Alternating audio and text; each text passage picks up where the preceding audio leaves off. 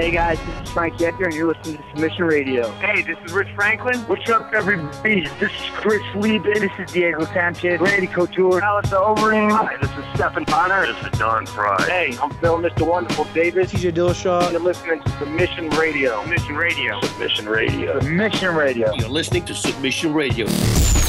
Welcome to Submission Radio, episode 155. It's Wednesday, the 11th of April, here in Melbourne, Australia. And look at this, the Wu-Tang Clan. Submission Radio ain't nothing to fuck with. We've got a big episode for you guys full of fun guests, a really fun lineup after a pretty crazy weekend at MMA UFC 223. But just quickly, Casper, before we get to the guests, people like, where's the post show? What happened to it? We had it all set up. We had a bunch of people. We were going to come on, do a bit of a round table, but unfortunately, they had to pull out. There were some technical issues on their end, so we weren't able to do it. But don't worry, because you better believe UFC 223 is a big part of our show today. Yeah, of course. We'll be talking about a lot of things that happened in UFC 223. We've got our good friend Sheehan from Severe MMA and a whole bunch of other places on video for the first time ever. Wow. So I'm very, very excited to be chatting to him about that. We're going to give our thoughts on some of the fights and, of course, the aftermath. You know, some of the matchups to make. You know, Khabib Nurmegomedov. Was he a little bit exposed? What did we think of the fight? Joe Rogan's commentary, was it biased? Was it unbiased? Did we have any issues with it? What's next? You know, Khabib's talking about wanting to fight GSP. Other people are talking about wanting to see him fight Conor McGregor. What do we think? What does Sean think? Just a whole bunch of things to talk about. Of course, Ronda Rousey had a big Wrestlemania moment at Wrestlemania a couple of days ago. Brock Lesnar, the rumors about him coming back, potentially fighting DC or Stipe Miocic, whoever wins that one. So there's a whole bunch of stuff to discuss on the discussion panel. We've also got some other sexy guests in the form of Stephen Wonderboy Thompson returning to the program. It's been a while since we've chatted to Stephen Wonderboy Thompson. Alone at the press conference, no dance partner, no Darren Till. Darren Till couldn't make it. He was just trying to make the best of an unfortunate situation. Couldn't even square off, and then Stipe Miocic comes in, bam, with the finger. It looked right like under a his bad nose. Tinder date. I can't lie. It had all the makings of a bad Tinder date. Yeah, pretty much. One of them didn't show up, and then, you know, someone And gets then a random fingered in guy a bad comes way. around and a random guy comes around and starts putting his fingers under your nose. That's when you know you're having a bad Tinder date. Yeah, we can speak from experience. No, but just kidding. Wonderboy on the show to talk about a whole bunch of things, of course, Darren Till. Luke Rockhold returning to the program. There's these rumors about him going to 205. Is that what's happening? Is he fighting Alexander Gustafsson? Is he fighting Michael Bisping? Does he still want that fight? Is he giving up hope? There's a whole bunch of stuff to talk about. Of course, he was there for UFC 223 as well. He watched Khabib get his big win, so there's a lot to speak to Luke about. Also, Ronda Rousey's mum, Dr. AnnMaria De Mars, coming back to the program. It's been a while since we've had her on the show. We want to get her thoughts on Ronda Rousey's WrestleMania moment, so to speak, her in-match debut, her WWE career, and just get a reaction to a whole bunch of things like that. So a nice chat with her. And of course, Jimmie Rivera coming on the program. Obviously, him and Marlon Moraes. Hot fire. A lot of things to look out for. Obviously, two of the best bantamweights in the world are going to be main eventing at UFC Utica. So we want to get Jimmy's thoughts on a whole bunch of things there. And of course, the bizarre back and forth that him and Marlon had at the press conference. So it's a pretty sexy, spicy show. Also, by the way, I'm wearing my Cats Delicatessen jumper, in case you can't see. Cats in New York. By far, the best sandwich I have ever had. When we were lucky enough to go over and cover UFC 205 in New York, we stopped by Katz's. Dennis, I think we left about 10 pounds heavier, and no sandwich has come close to satisfying me like a Katz's. The pastrami, the Reuben I think we had, it's just, it's sitting there, it's soft, it's falling apart, it's delicious. While you're waiting for your sandwich, they cut a little piece, they give it to you, you can taste it.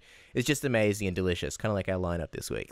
Yeah, that's right. Oh, look at that. That's a very nice segue. What about this? Again, New York, we've got the Wu-Tang Clan, you've got the Cat's Deli. And by the way, when we were there, I did the old sneaky, maybe I can try some of this over the counter. Yes, sir, you can have some of that. Maybe I can try some of that over the counter. I got as much free tries as I could before I bought that behemoth. And I'll tell you what, like the love of a good woman, I haven't had a good sandwich since, and it's hurt my heart. And just quickly, guys, jump on social media. If you haven't liked us on Facebook, there's a lot of fun videos. At the moment, we've got the Conor versus Kramer from Seinfeld video on the Facebook page, and we've had people say thank you for putting up the video, and all we can say is, as I hold up my Moana Lego set, you are welcome. What can we say except you're welcome? Also, follow us on Twitter at SubmissionAUS. Our DMs are open. Love hearing from you guys. It's a big action-packed show. We have our first guest on the line, and Cass, you're about to introduce him. All right, guys. Our next guest is on a super impressive five-fight undefeated run in the UFC, defeating such names as Marcus Brimage, Uriah Faber, and of course Thomas Almeida himself. He now headlines UFC Fight Night 131 in June against Marlon Moraes. It is a pleasure to welcome Jimmie Rivera to Submission Radio for the first time, straight after his training session. Jimmie, welcome to the program. How are you, man? I'm good, man. How you doing? Good. And it's great to have you on the show for the first time, Jimmie. It feels like this thing has been a long time coming. We know it must have been a crazy time for you last week, being such a big part of the UFC 25th anniversary press conference. Tell us, when did you find out you were going to be such a big part of the proceedings? Honestly, I can't tell you. A couple weeks before it. You've obviously had some really big fights in the past. We mentioned Thomas Almeida, Uriah Faber. Feels kind of like the UFC trying to push you a little bit more now, you know, giving you that platform, making you a main event headliner. How does it feel sort of being in that position? And, you know, is it true that this is because of the discussion that you had with them a little bit earlier in the year and you sort of pushed for this and, you know, getting that push that you're getting now? You know, I think it was just the next step as, you know, top-ranked guys, especially myself, to fight as a main event. And I think, you know, they need to... I think they're starting to push me a little bit more in a way too as well. But it's honestly, I figure for a career move and then for the UFC, it's the next step. You got a guy that's on a 5-fight winning streak in the UFC, is doing really well.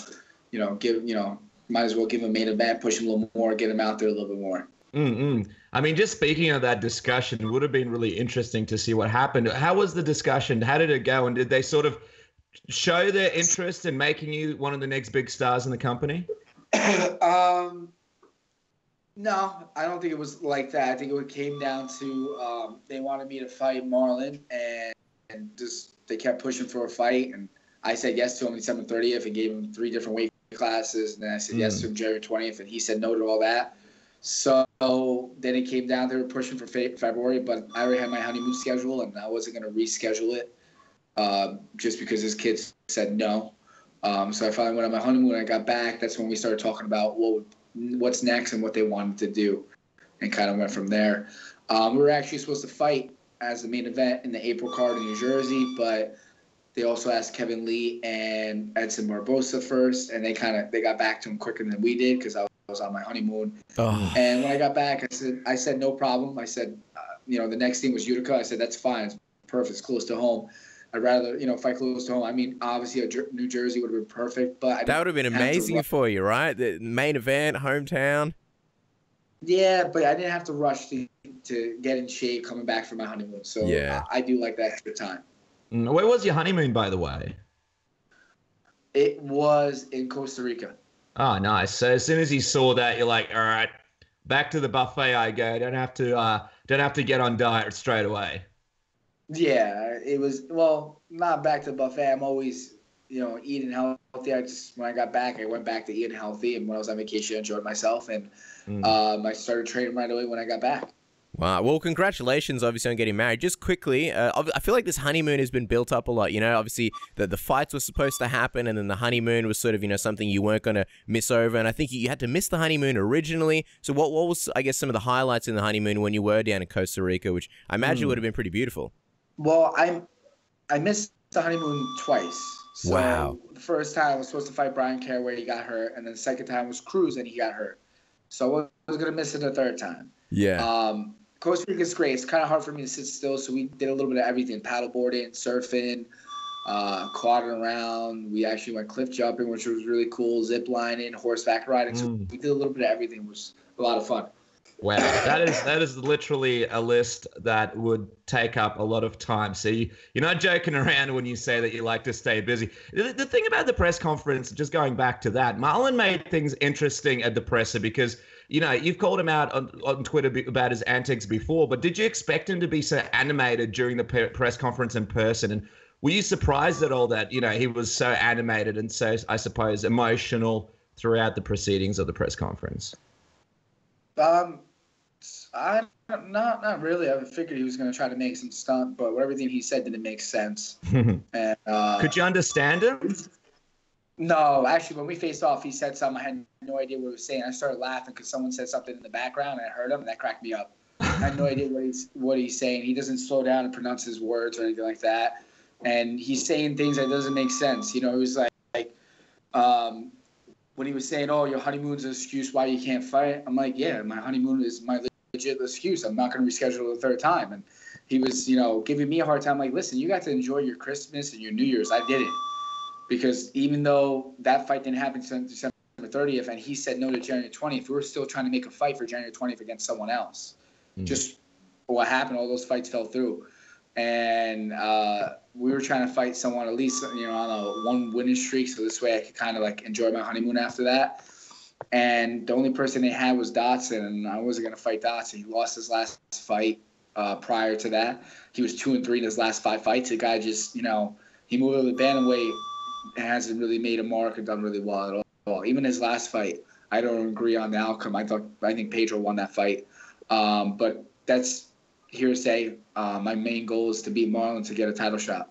This feels like probably the most, I guess, the biggest rivalry you've had, you know, in your career thus far. Obviously, you know, between Uriah Faber, he was just a nice guy. Almeida, you know, there wasn't a whole lot of trash talk. How does that sort of affect you going into this fight? I'm wondering, you know, between all the sort of talking during the stare down, was there anything that you picked up on when you sort of faced off with Marlon? I didn't understand what he said, so there was nothing I picked up. I just, you know, I had an incident with his manager when I was on the UFC 219 picking up my fighter kit. His manager's disrespectful to my wife especially. So everything that he says and his manager keeps going just kind of fuels the fire that makes me want to get in the cage more, and can't wait to get in the cage and beat the shit out of him. So I just think they keep talking, and especially his manager. So I just keep, like, you know, just filling up my gas tank, and I love it because I've been training. I haven't stopped training. You know, I even trained Friday, the day of the press conference, trained Saturday. You know, I don't stop training, and I'm pushing myself, I think, more than I have for this fight, especially with everything that happened, and especially that's a 5-rounder too. Well, what do you think he's got such animosity towards you? Do you think it's 100% legit? Do you think it's partly put on to sort of get more interest in the fight? And do you think it may be a factor for him when you guys do fight that, you know, maybe his, I suppose, his feelings kind of get the best of him in that octagon? I don't really know what's gonna happen till the day of. Obviously, what's gonna happen, how he's gonna fight. But I think at the end of the day that he's not as bright as I am. He's not quick to the mic and witty, and I think I'm the better fighter. The only thing, you know, anybody in the top 10, 5, 15, or just in general, I think that fight in the UFC are tough. But I'm just as tough, and I could go with anybody and fight anybody. So I don't, you know, I don't know where the confidence comes from, whatever he has, because even when years ago I actually got to train with him a little bit, I never really trained for him. I was training for Uriah Faber at the time, so it was one of those things that I kind of got tossed in because I was doing a lot of rounds and a lot of sparring with Frankie, and I just kind of got tossed in. I did some rounds with him too, but he's a different style than Uriah Faber was too, and so it was a different way of sparring. It was kind of hard because he's a kickboxer, a Muay Thai guy, and I'm trying to get ready for a wrestler. So it wasn't really, it was good work for as a body, but it wasn't something I really needed at the time. At the end of the day, I just think I'm better than him, and that's it. And I don't care what grudge he has or whatever he has. I really don't give a fuck. Is there anything you can take away from that sparring session or that training session going to this fight, or do you think it's one of those things where, you know, he's probably a different fighter by now and it won't really help you? No, he's the same fighter as he was back then. I was training for a wrestler, so it was a different fight. So it didn't even help me when I was sparring with him. You know what I mean? We told him, like, do me a favor, to you, like, you know, not kick and you know, throw your right hand a little bit more and more takedowns. You know, we were even telling him, like, you just do that, you know, and not do your style, because I'm not really trying to spar his style. I'm trying to get ready for Uriah Faber. So whenever I spar someone or my teammates, they emulate who the person I'm sparring. So it was great. Like when I was getting ready for Dominic Cruz's fight, I had 2 teammates who could spar exactly like him. So it just helped me get ready for it. And just going back to that Uriah Faber fight, I remember seeing you get that win. Obviously, a huge name, huge legend. You got on the mic afterwards. You know, you got this charm about you. You got this charisma. And I thought, wow, here's a big name. He's a potential, you know, future guy at 135. And it just feels like, everything's kind of gone a lot slower than you probably would have wanted. You beat Thomas Almeida. That's another great win. And then you had the Cruz fight, which everybody was looking at as a title eliminator. We all know what happened there.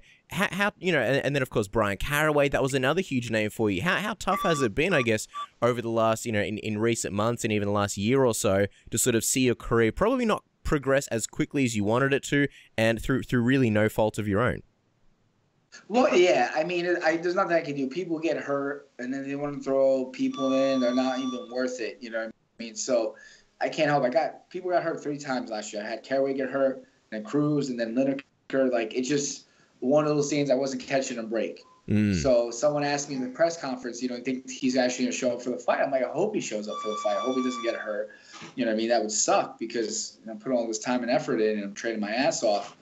I want there to be a fight. I mean, honestly, if he ends up getting hurt, the only fight that makes sense is fighting the winner of Cody and TJ. You know what I mean? These other guys are hurt. That's the fight that makes the most sense. So we'll see what happens. Were you disappointed when you saw that Cody would be fighting TJ and you're fighting Marlon? Did a part of you kind of hope that you'd be fighting Cody next? No. Why would I fight Cody next? I would want to fight TJ next. I want to fight for the belt. No, I don't really care. I mean, they have a fight. They're coming up. So I think at the end of the day, I think this fight right here ends up being a number 1 contender fight. And, I get to fight whoever wins on August 4th. And I think that's the way it should play out. I don't know how the UFC is going to play it out, though. And I kind of have to wait. And, I guess you want to say cross my fingers or got to really make a statement on the 1st of June. So just kind of go from there. But I know Cody was saying, maybe I'll do another fight with TJ or fight Cruz. I'm like, I just think he's trying to duck me. I've said plenty of stuff on social media. He won't say one thing back. So I just think he doesn't want a hard fight. He wants an easy fight. He wants people that he thinks he could beat or that he knows he could beat, not guys that he doesn't think he could beat. On a more positive note, are you happy that it's not TJ versus DJ because that would sort of tie up the division for a little bit? Are you happy to see that at least it's this rematch that keeps going, the belt going in the division? Yeah, I'm definitely happy that because then it would have postponed the division a little bit more too. But I'm definitely happy for that. I probably assume if they were to end up fighting, it'd probably be an interim belt some way along the line, just because you put in the division on the postpone, so you need to keep it going. But I am happy. I know a lot of people want to see the fight. I actually did want to see the fight too as well. But I'm also happy to keep my division going too. What about the fact that I think you touched on this a second ago, where Cody said that if he beats TJ, he's willing to do it again and sort of have a rubber match, because that's you're talking about not catching a break. That would be another thing that will sort of delay things for you. I think it really has to go on how the match goes down. If TJ wins, there should be no rematch, obviously. It all depends on how the fight goes. And I think that's the Sorry, and just to follow up on, you mentioned before about how Cody, you feel like he's sort of ducking you and he wants to fight easy guys that he can sort of beat. Do you feel like TJ Dillashaw is one of those guys, or you mean sort of other people that sort of he's looking at facing? Do you feel like TJ's an easier guy to face compared to yourself? Compared to I think, honestly, I think I'm a tough guy. I believe I'm a tough guy to fight. I think at the end of the day, he has experience with TJ, training so much with him and sparring with him that he believes he could beat him. You know what I mean? He says the last fight, he talks about the last fight every time, how if he had like 10, 20 more seconds, he would have finished TJ. But TJ came back out in that second round and finished him. And he's already fought Cruz, and he beat Cruz, we know, really well, and outboxed him. And I think he's just looking for those fights that will be easy for him, that he knows he can win. And we appreciate your time, Jimmy. We'll let you go in just a couple of questions. But just quickly on the whole situation, obviously, a lot of people believe that this should be for the title match. But has the UFC confirmed with you that it is for the title? And if you had to fight one more time, would you be open to it, or would you sit out until you got that title shot? I don't know. It all depends. Someone asked me that before, and it really depends. I'm not sure. I believe it should be for the title fight, but I don't know what the UFC is going to do or going to say. Maybe when it gets closer, they're going to be, all right, it's a number 1 contender fight, push it like that. I don't know if I would want to sit out or want to get back in. I'm not sure what I would want to do at that. It's kind of one of those things as when it comes across, I got to figure out exactly how I'm gonna feel and what I'm gonna do. Do you sort of feel like you got to put in a big statement just to solidify that fact that you the way you beat Marlon is obviously the right you should be fighting for the title basically? Yeah, I definitely agree. I have to put on a big, but I think whether it's a knockout or submission or dominate all 5 rounds, you can't really say no, he doesn't deserve a title shot. Well, it's going to be exciting. We can't wait to see the fight. Just quickly, as we wrap up and let you go, because we know you're busy training, what is your prediction? It's still a little while away, but how do you see yourself beating Marlon? I just see myself getting my hand raised at the end. It doesn't matter as long as if I could grab a limb or a neck, or I could punch him and lay some leather down and finish him. That's it. I'm looking to go in there and do my thing, and if the knockout or the submission comes, it comes. If not, if I tear him apart all 5 rounds, then I tear him apart all 5 rounds. You know what I mean? I'm just looking to get my hand raised at the end.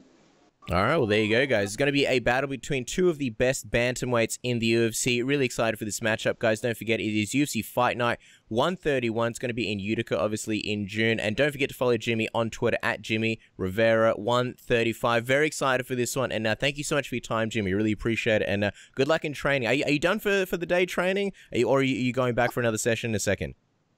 Actually, I already did my second session today. I'm teaching. I have a school in New York City on East 23rd Street that I run and teach. So I was just in the middle of my advanced kickboxing class. I had one of my assistants finish up the class, and I'm going back upstairs to finish my last class and end off the day. So I work Monday through Saturday in the city and teach classes, and I'll train in the morning for 2.5 hours, and I'll hit another training session at night. So I'm a very busy person. You are a very, very busy guy. For anyone in the area, what's the name of the school so they can come down and be taught by a guy like yourself? No problem. It's the Tiger Showman School. It's the Tiger Showman School in Gramercy in New York City. It's on East 23rd Street between Madison and Park Ave, located on the 2nd floor. There's Arby's and a McDonald's not too far, which is probably not the best food, obviously. Right next to us, we have Madison Square Park is right across from us, diagonal.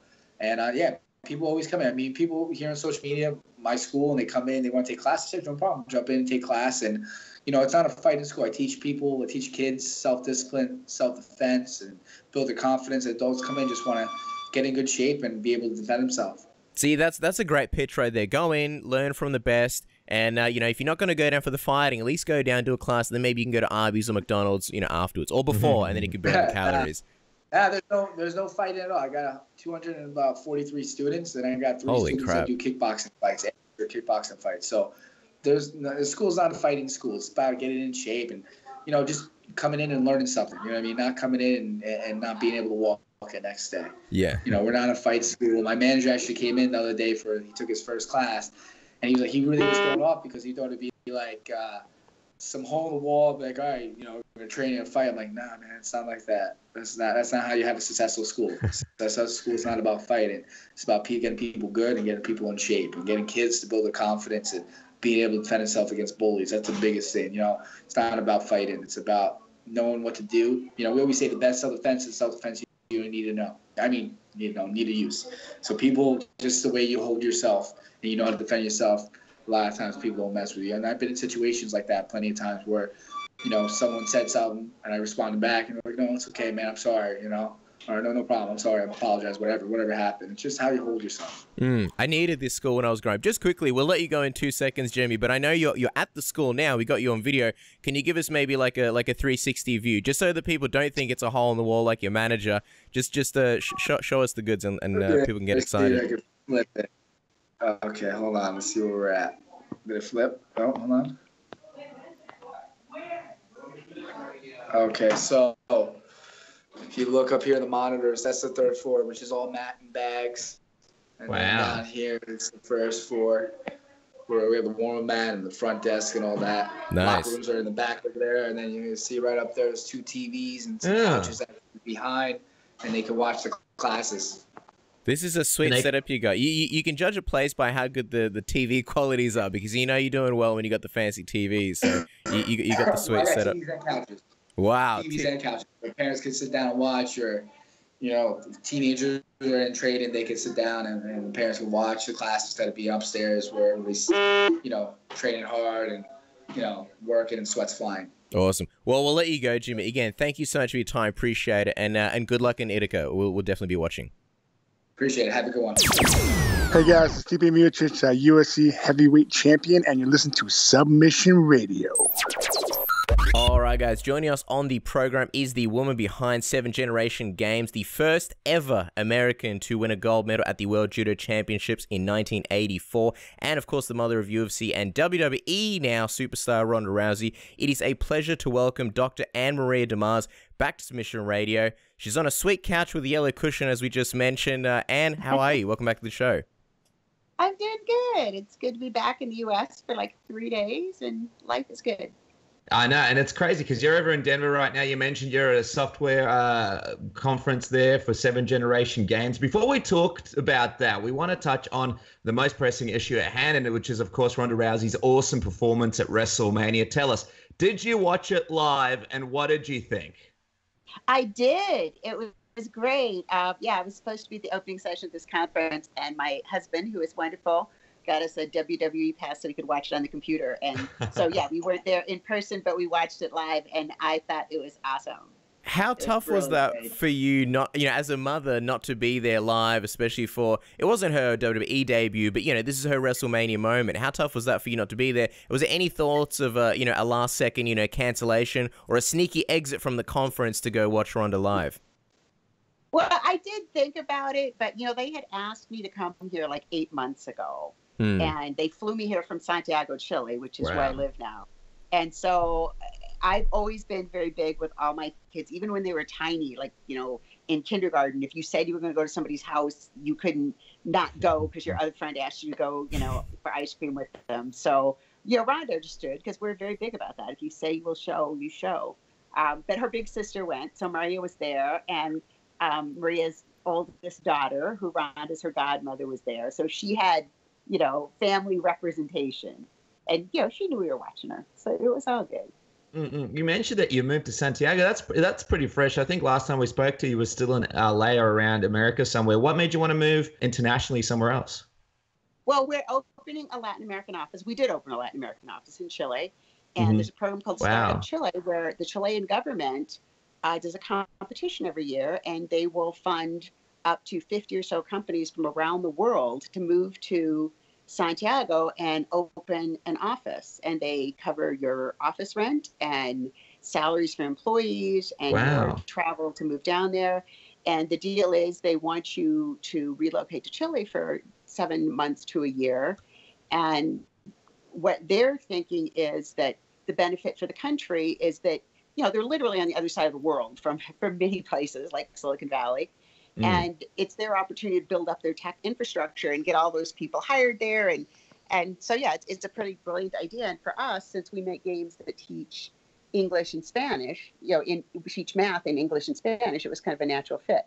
And, I'm always one up for a challenge. So now that I've started a company, now I decided I'll start another company in another country on the other side of the world in my second language. Wow. How are you finding it so far? That's a huge move, especially, after you would have sort of had an establishment, you've gotten pretty comfortable in the US. How are you finding it now? And how long have you been there for?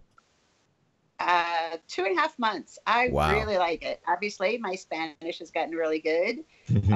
It's a lot of challenges. Like the first month I was there, they said, hey, we entered you in the startup pitch competition. So you're going to pitch your startup in front of 100 people, and we're going to stream it live to thousands of people. Oh, by the way, it's in Spanish. So it's a lot of challenges, but it's good. And, we make games, and I know that they make a difference for kids. So it's a real opportunity to get into Latin America. So I'm super duper excited about it. Unbelievable. And we have some questions about the games because there's a lot of exciting things happening. Just quickly back to Ronda. A lot of people are wondering how long she actually trained for her match debut at WrestleMania. She looked absolutely spectacular. I think a lot of people had high hopes for her, and she exceeded all of them. When did she begin training for this? And also, when you found out she was making this transition, what was your reaction to it? It's a completely different industry, but it's an industry your family kind of knows quite well as well. Well, I mean, we watched it. They had, when I was a kid, they had wrestling on TV. In fact, the big place they had it was wrestling at the Chase, and I forget, it was like the Chase Stadium. The place, the Chase, was actually in St. Louis, which is where I was living when I was a kid. So I remember watching on like local TV. Do they have public access in Australia? You know what that is? I'm not too sure. Our TV channels, like up until a few years ago, we only had like 4 TV channels. So yeah, we didn't have a whole lot. So basically, pro wrestling was kind of like on the lamest of the lame, low-level local stations. Right. But, you know, when you're a kid, you don't have very high standards. So yeah. I remember watching it as a kid, and a lot of my family, a lot of the relatives are like much more into WWE. Like, you know, my like in-laws and, you know, nieces and nephews, they're way more into WWE than they were into UFC. I mean, they like UFC. They like, you know, they watched UFC because it was Ronda. If Ronda was on the women's soccer team, they would watch soccer. But so a lot of the relatives were super stoked. And for me, you know, Ronda's done a lot of things. If she wants to stay home and pet her goats, or if she wants to go into WWE, she's happy. You know, that's fine with me. But she is really excited about it. Like I said, she even likes the T-shirts. I mean, she loves everything about it. So that's really cool. Yeah. Well, you mentioned T-shirts, you know, just the whole get-up, and of course, you know, the Rowdy nickname and the jacket from the late, great Roddy Piper. You know, that's obviously great homage. You know, we know Ronda had a great relationship with, you know, judo Jean LaBelle. Did you spend much time around Roddy? And also, Ronda and Roddy both had great relationships with Jean LaBelle. Did you spend a lot of time around Roddy Piper? And are there any sort of memories that stand out to you of, you know, you yourself and Ronda and maybe and Roddy Piper sort of hanging out, and, you know, anything that you remember? Well, he would just show up at the gym at High Stand every now and then because he and Jean were friends. And I remember he was there, and Ronda wanted to use the name Rowdy because she thought it was cool, but he already had it, and he happened to be coming by the gym, and she asked him, "Would you mind if I use the name?" He was very kind and gracious about it. But yeah, he would show up at the gym every now and then just to hang out with Jean. Yeah, and he was a really, really nice man. And then, of course, it was really, really sad that, you know, he passed away a couple of years ago. And, you know, now that I'm getting older, I think, gee, that wasn't very old. You know? So I think Ronda was really happy to be able to do something to kind of honor him. And she, you know, he has, I think, a young child, a young teen that's still in college, and she knows how it is, you know, when you lost your dad. So I think that's pretty cool that she could do something. When you lose somebody in your family like that, you know, like your dad, it's so hard on you, and it's good to realize that other people recognize that too. I mean, I don't know if either of you have ever been in that situation where, you know, someone you loved died, but it's like your whole world is falling in, and everybody else in the world just goes on. So I know that that's something that to a family means a lot. So I think that's really cool that she kind of tried to recognize him when she was competing. Yeah, it's very cool. And I know a lot of pro wrestling fans really, really happy about that as well, because he's such a legend. Now, Ronda gave a bit of an interview after her match and said that apart from her wedding, this WWE in-match debut was the second best day of her life. Would you say she's loving this a little bit more than her MMA run, even when she was sort of dominating the UFC and was, you know, the dominant champion? Yes, I think so. And, you know, I think everybody needs to know when to go. And when you're in a sport, and I say this for anybody, not just Ronda or UFC or judo or whatever, but when you're in a sport and when the tournament's over, the biggest thing is relief that you didn't lose, or relief that it's over. That's the time to go, you know? You should be going into an event and be excited to be there. This is so great. I get to go beat people up, and they're not going to arrest me, you know? So you should feel great about being in it, not just it being over and, oh my God, nothing bad happened. So I think she's really enjoying the journey, and I'm really happy. I feel like it's interesting that you mentioned that, because I think in her last fight against Amanda Nunes, a lot of the community, the MMA community and the people watching, they kind of got this vibe from her that she wasn't that excited about being in the octagon and being there, and she wasn't as pumped up about it. Would you say that was probably one of those fights where it was kind of, she wasn't, I suppose she obviously trained and she was in amazing shape, but mentally and excitement level, it wasn't quite there for her? Yeah, I don't know. I think she said something about that, but I don't remember, honestly. You sort of mentioned about... You get old and you forget things. Yeah, I was going to say, you mentioned sort of, you should be happy and excited to sort of be there. Ronda also spoke about how, she felt the pressure because if she left, she felt like maybe the women's divisions couldn't sort of, I guess, survive without her. And maybe that was some of the pressure that was, I guess on her to keep staying, even though maybe she didn't really want to be there anymore. Do you think, did you ever sense that? And did you ever, say anything to her about, hey, look, if you're not happy doing this, then maybe you should do something else, like the WWE or something else? I've told her that, and I tell all my girls that, and I tell, graduate students that I teach that you don't owe anybody else your life.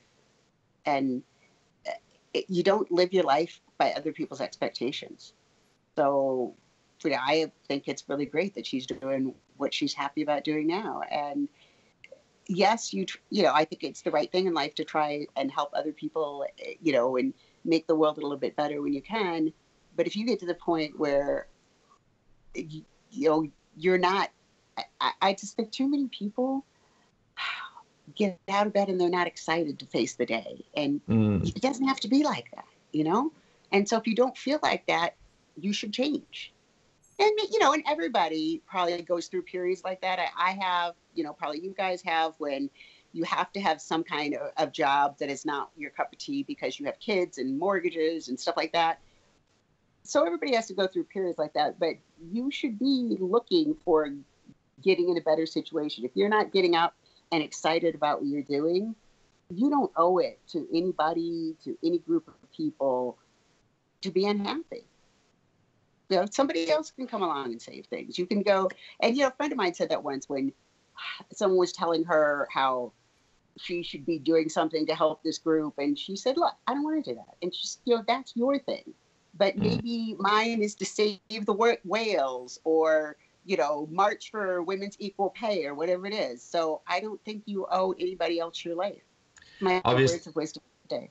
No, it's very good words of wisdom. I think we all feel that in a lot of stuff that we've done previously or currently. So it's great that you mentioned that. I mean, it was a big performance from her at WrestleMania. Did she give you a call afterwards? When did you speak to her afterwards? And what was that conversation like now that she's done the match and it was so spectacular? It's so funny. I did talk to her the next day because I didn't call her right away because I figured there's going to be like a million people around, a million interviews. And I called her the next day when I was in the convention hall at this software conference because I had met this other woman who is also a mom, who had done a paper on World of Warcraft. So I'm a statistical software conference. And her paper was on World of Warcraft. And she said, all these punk kids come in and say, well, I could beat you even though I have less armor, I have less equipment. And Ronda, I don't know if you know, this is like a super, super big World of Warcraft player. And she's like level 100 or whatever. I'm serious. And so... really? Yes. Wow. Yes. So this woman, Mary, was telling me all about it. And she's like this 40-ish mom with 3 kids who's a software developer who was out here. And her paper was on... testing this hypothesis, whether it's really possible if you have less armor and less weapons, can you actually defeat the other person in World of Warcraft because you have such great skills? And the answer is no, you can't. You're full of it. Anyway, so I thought that was a riot. And I called her Brian and said, I met one of your other World of Warcraft people. And we talked about her fight and, I don't know what you call it, her wrestling thingy. And she was very, very happy, looking great. Well, after MMA, it sort of seemed like kind of dark times for Ronda. And as a mother, like I wonder sort of if that was worrying for you. And looking at her now in the WWE, is this sort of a relief for you to see Ronda find her next calling? And were you, Ronda being the driven person, I guess you said, it doesn't really matter if she sort of sits at home and she pets her goats, which kind of sounded like was always the plan. But were you ever sort of worried that she wouldn't find her next calling and sort of, have that level of happiness that she had, maybe once upon a time in MMA early on? No, I figured she would figure it out. She's a really smart person. And there was a book called, it's very sad, the guy who wrote it passed away really young, Don't Sweat the Small Stuff. And it's all small stuff. But anyway, in the book, there's one point, I don't know if it was in that book or some interview with the author, he said that a friend of his said to him, you put your daughters under great pressure. And he said, what do you mean? I love my daughters more than anything. And his friend said, you want your daughters to be happy all the time. Can you imagine how much pressure that is on kids to be happy all the time? And that really kind of sat with me. And I try to accept and realize that as much as I want everything to be like all perfect and little rainbows and cupcakes for my kids, there are going to be times when it's difficult for them. And, you know, they're adults now, you know, even the baby's 20. And so I have to have the faith that they will work it through. You know, everybody will make mistakes, but you have to believe that they will work it out. I've always wanted to ask you this because, you know, we ask fighters about it, you know, the fighter's mindset, sort of, you know, dealing with tough losses, and you're a competitor, so you know all about it, you know, and you spoke about how, you know, nobody owes anybody anything, which I agree with. After those losses, you know, Ronda obviously wasn't interested in speaking to the public about them, and sort of, I guess people didn't really know how to take that, you know, with your background in psychology. Why, and obviously you knowing her better than anyone else, why do you think that was sort of, I guess, the best way for her to deal with it? And why do you think she didn't really want to talk to, you know, anyone like us or anyone else about those losses? Well, you probably read, you know, the book that Ronda and Maria wrote. Ronda's always had, I mean, she had trouble talking, and she, you know, had to go through speech therapy for years. And it's kind of always been a thing when she's stressed out. She has trouble coming out with the right words for things, you know, and kind of expressing herself the way she wants to. And I think it's actually very wise that if you're not quite sure what you want to say nothing. And, you know, my late husband, her dad used to always get mad at me and say, you do that woman thing when you're mad at me and you don't say anything and you give me the silent treatment. And I said, no, that's not it at all. I mean, it's true when I'm really upset or I, you know, am really emotional, so I usually don't say anything. But the reason is you can't take it back. I mean, you know, like, I don't know if you guys are married, but, you know, if your spouse says something to you that's really awful, say, and they can say later, oh, I didn't mean it, but you still heard it, you know, and it doesn't change that they said it. So it's just better if you don't really know the right word to say something, just don't say anything until you figure it out. So wise in general. Did you guys ever talk about it? Because I imagine, you know, it's one thing for her not to talk to media about it. I understand her not want to talk to, you know, us about it, but I imagine you would have talked to her about it. Did you ever have any sort of advice for her, you know, in those difficult times? And what were those conversations like? Well, I think it's different because your family's your family no matter what. I mean, so Ronda, you know, always knew that. So we did stuff like went to the spa, which, if you know me, it's a big sacrifice because I hate that kind of like girly crap. But, you know, I took her and her sisters to the spa, and they went and got massages, and they got their nails done, and, you know, we kind of dragged her out to do stuff. And I think that's good because, and, you know, Maria has 3 little kids, and Jennifer has a baby, and that's the thing too, is having little kids around. They don't care if you're famous. They don't care what your win-loss record is. They love you, you know. To them, she's just Aunt Ronda, the playground equipment. Let's climb with you, you know, throw me up in the air. So I think that was very, very good for her. Yeah, I mean, we want her to win. We don't care if she wins or not, you know. Just come over her. We want to talk a bit more about 7 Generation Games. Well, last question about Ronda. I mean, the big speculation is if she'll ever fight MMA again. Do you think we'll see her fight MMA again, or do you think WWE is going to be the next sort of set path for her? Well, right now, I mean, I think she really loves what she's doing, and she's really happy at it. So, you know, I think if you're happy and you like what you're doing, they're giving you money, that's good. So obviously, you know, we know you're currently at the software convention in Denver. Well, other than obviously moving to Chile, what else is new with 7 Generation Games? You obviously specialize in the educational video games. And what are some of the latest updates? Well, we have 2 games out that are bilingual. So we've got Aztec Meet the Maya and Aztec The Story Begins. And we're moving to have games on more platforms. So we've got a couple games that are 4 games on the iPad and 3 games you can play online. So we're working on trying to get our games on as many platforms as possible, especially moving to Android, which we only have 2 games that are on there right now, because as you get into outside of the US, most people have basically cheap Android phones. And so we're trying to get into that. We're doing a private demo day for investors in Chile. So if you guys want to fly out to Santiago, Chile, will the Chilean government pay for us like they did for you? Because then we're down. We can start a Chilean submission radio over there. That's no problem. Yeah. Just need a translator. Awesome. Yeah, you could just start up in Chile on MMA or something. That would be really cool. So we have a new game, Making Camp Premium, coming out within the month, and that would be really cool also. I know we've got a lot of people that listen to the show that are parents, and one of the big things that I'm always talking about, because I don't have any kids yet, but I've worked with kids and I've got a lot of families and friends that have kids, is this problem with children sort of picking up the phone from an early age and going into YouTube, or when they go to restaurants, they have to watch a movie on their phone compared to back in the day, back in my day, back in your day, when children had to sort of do a bit more, I suppose, arty stuff to be entertained. They'd color in, they draw, stuff like that. Now it seems like the phones and some of the games and some of the stuff on the phones, like YouTube, and their ability to use it from a young age, some kids can use it from age of 1, is sort of becoming a problem for certain parents. Obviously, your games are the type of things that, children should be playing on these phones, but how much of a problem do you think kids and phones could become for the next generation, with them being so good at them and picking them up in so many cases from a very, very, very young age, and using those things as a tool to, I suppose, keeping your kids quiet in a restaurant rather than some of the other stuff that they could be doing? It's funny. I just had to give a talk about that for half an hour for Revista Mama, which is kind of like the parenting magazine of Colombia, except I had to give it in Spanish. So I'll give it to you in English in less than half an hour. Early in my career, I did a lot of research on families who had, very low-income families that you would expect to have children who are not as successful beat the odds. So children who did well that wouldn't have been predicted to.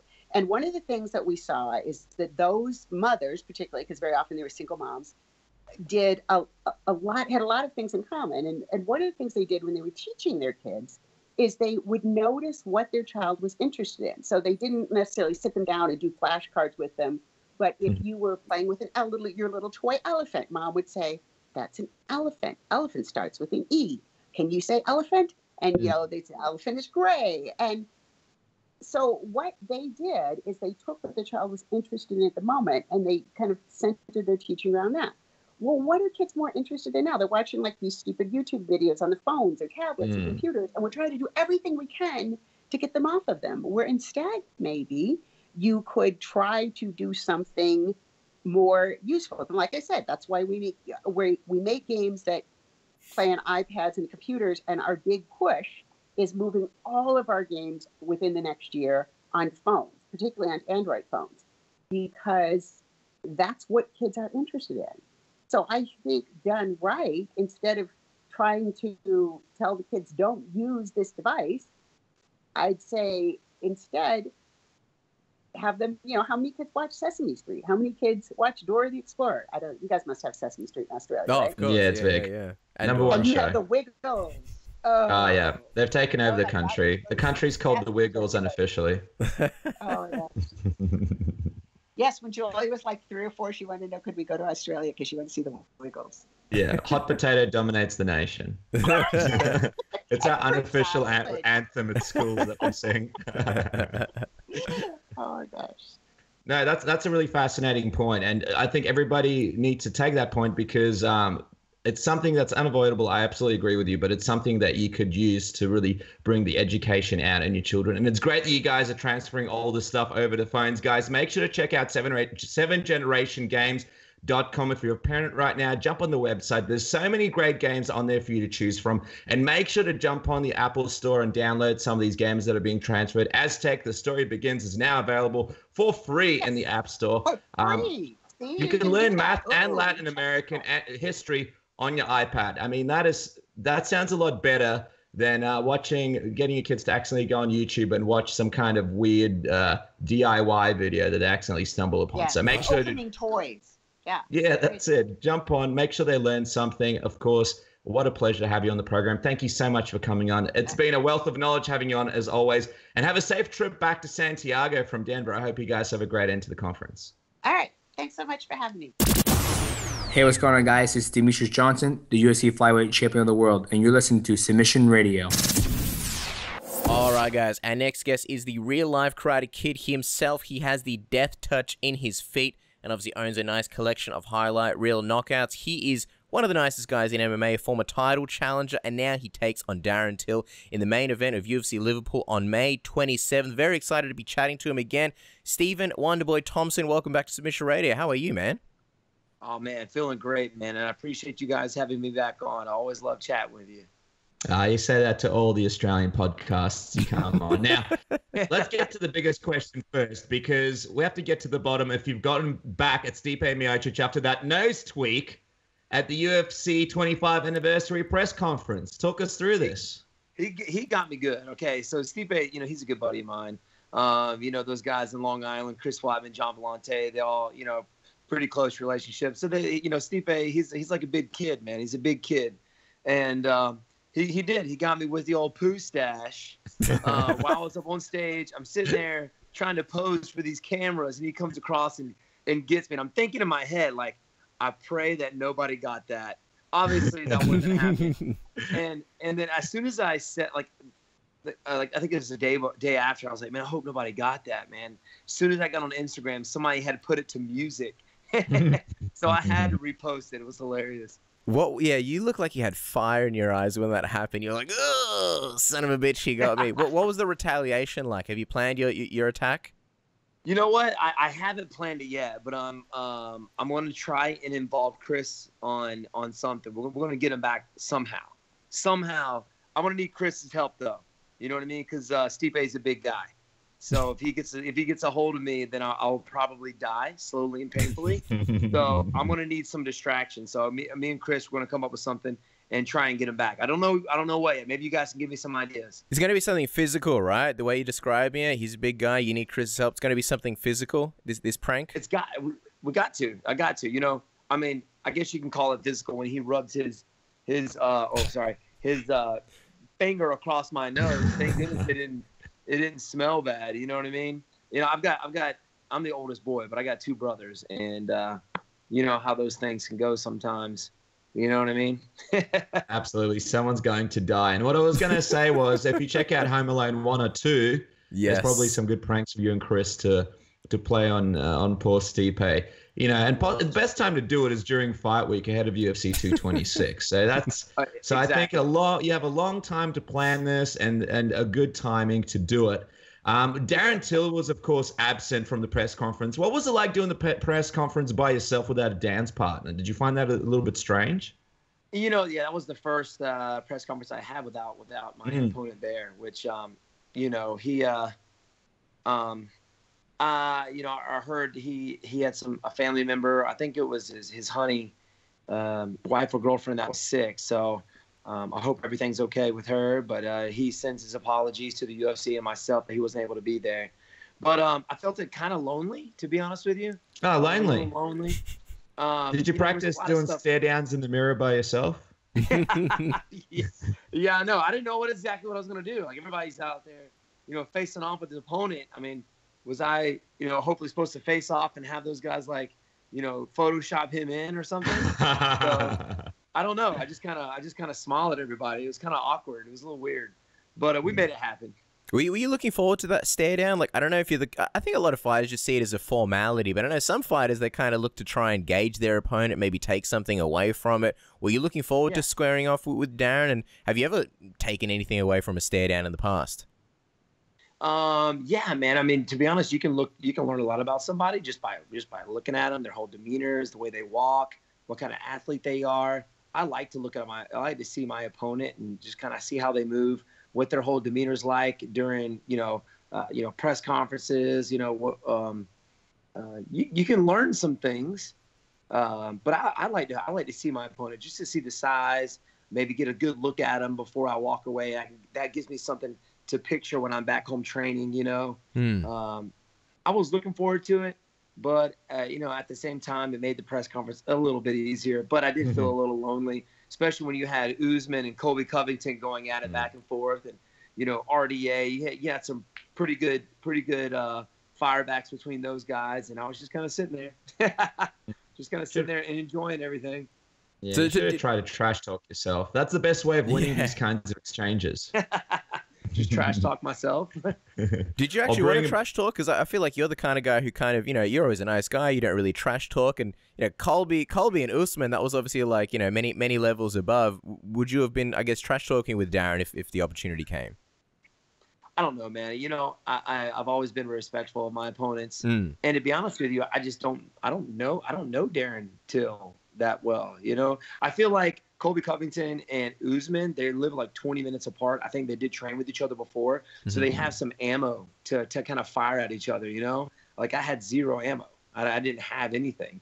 And me and Tyron, we kind of walked around the same circles and ran into each other a little bit. So we had a little bit of something there, but nothing much, Definitely Usman and Colby Covington had some serious ammo because they live like 20 minutes apart. And in the back, I don't know if you saw my Snap story, my Instagram story, excuse me. Man, they were talking some trash in the back before they walked out. Usman was all over Colby Covington. It was hilarious. So who do you think won that exchange? Yeah, who won it? That was going to be my question as well. Oh, Usman won it. Usman won it, man. He's sitting there talking all kinds of trash. Oh, you going to say stuff on Instagram, huh? You going to say stuff on social media? And literally Colby Covington was just looking at his phone like, I don't hear you. Like, what's going on right now? He didn't acknowledge him at all. I was like, what? To be able to talk that much trash on social media, you should be able to, especially face-to-face, say something. It's funny because you might end up facing one of these guys soon. So I'm looking forward to a Stephen Thompson, possible Colby Covington build up to a fight. It'll be two sides of the coin for sure. Yeah. But let's quickly talk about this Darren Till fight because it was rumored for a long time and people thought you were going to be possibly fighting some other names, guys like RDA, Robbie Lawler. Tell us, how did you end up with Till in the main event of Liverpool? How did it all sort of come together in the end? Well, actually, I was approached about Darren Till pretty much directly after my Masvidal fight. And I turned it down because I ended up injuring my thumbs. And at the time, I wasn't sure what the whole extent of my injury was. I didn't know that they were broken or I had a torn ligament. It seemed too soon of when they wanted me to face them. And to be honest with you, at the time, I didn't really know who Darren Till was till after the Cerrone fight. So I'm like, no, there's a lot of guys that I think I would like to be facing off, instead of Darren Till, who's ranked number 7. I really tried to push for that RDA fight. I remember Robbie Lawler was out for a little while, and I kind of wanted to see where the welterweight division was going. Who was going to be facing Tyron Woodley next? There was rumor of an interim title, and I didn't know if I was going to be at the top of the list of that or not. When did you first hear about those rumors, the interim belt? It was probably like 4 weeks after my last fight. I mean, just people talking on social media, people talking just through the UFC and things like that. You kind of pick up stuff here and there. So there was rumor because I knew Tyron had an injured shoulder. He had surgery on it. Everybody, they weren't really knowing when he was going to come back. So usually when there's an injured champion, they would have an interim title. So I kind of wanted to see where that was going. Obviously, I didn't get that. And I do want to stay busy, and this kind of gives me a chance to, test myself against what everybody's calling these new guys coming up. The next generation of fighters. I get to test myself against these guys, and to be honest with you, I've never been to Liverpool. I think it's going to be cool. I know I'm going to enemy territory. It's not the first time I've been in enemy territory, but I hear the Liverpool fans are really passionate about their fighters, about this sport. So it's going to be a pretty cool experience. Yeah, I was wondering if you're sort of okay to go to Liverpool and fight him in his backyard because, he, like you mentioned, he's ranked number 7. He's on the way up. He's a huge prospect, new kid on the block. The UFC obviously are trying to push him and sort of get around him. And you're kind of the guy making the trip over to where he's comfortable. Are you okay with that? And do you at all get the sense that the UFC are kind of trying to push him by using your name and sort of trying to, build him up, in this fight, sort of centering the whole event around him? Yeah, I'm okay going over there to Liverpool. I mean, when I was first approached about going over there, I'm like, wait, really? That's like fighting for the title and having Tyron Woodley come to my hometown. It's like, this guy's ranked number 7. Why am I fighting this guy in his hometown? But then again, I'm a fighter. I'm ranked number 1. Let's go there, man. I'm going to go out there and I'm going to beat him in his hometown. And it really doesn't bother me much. I know that there's going to be a lot of fans there talking a lot of crap, and that stuff never really bothers me. You'll be the bad guy for the first time in your career, probably the first time in your life. This is going to be so weird for you. Nicest bad guy in UFC history. Yeah. And it puts a smile on my face, the fact that, hey, I'm really not a bad guy, but I'm going to be a bad guy this time. Yeah. I'm going into enemy territory. Everybody's going to be like booing me and crap, and it's funny. It's going to be a pretty cool experience. I mean, I can say, 10, 15 years from now that, I went to Liverpool, man, and fought this guy in his hometown and won. So it doesn't bother me, man. It doesn't bother me at all. I'm going to go out there and do what I got to do. And the crap talk never really bothers me that much. I mean, I know if I fought in enemy territory before, I guess you can call it that. I fought, Rory McDonald in Canada, but Canadians are nice. The fans are going to be on another level. The fans are going to be on another level in Liverpool. And I think that, we're not really sure where Bisping's going. And I don't know if the UFC is trying to find another guy to promote from the UK. And, Darren Till, he does, like, he talks, he backs it up, and he's an awesome athlete. So it's kind of understandable that they're going to be pushing Darren Till. Is it smart to have them pushing against somebody like, against me? I don't think so. I don't think that's a smart plan. And you reckon they've made a bit of a mistake, sort of matching him up against you? Yeah, well, it really goes on how, I think if I say something now, or if I answer that now, I think it would be too soon. I think if we go out there and if he goes out there and puts on a show, then I think it will be okay. But if I go out there and finish him in the first or second round, I think it wouldn't be a good idea. But I mean, everybody in the UFC has the potential to beat you. It doesn't matter if they just got to the UFC or if they've been there, and they're in the top 5. Everybody has the opportunity to put you out, to put you away. So, me going out there to Liverpool, I'm not taking this guy lightly one bit at all.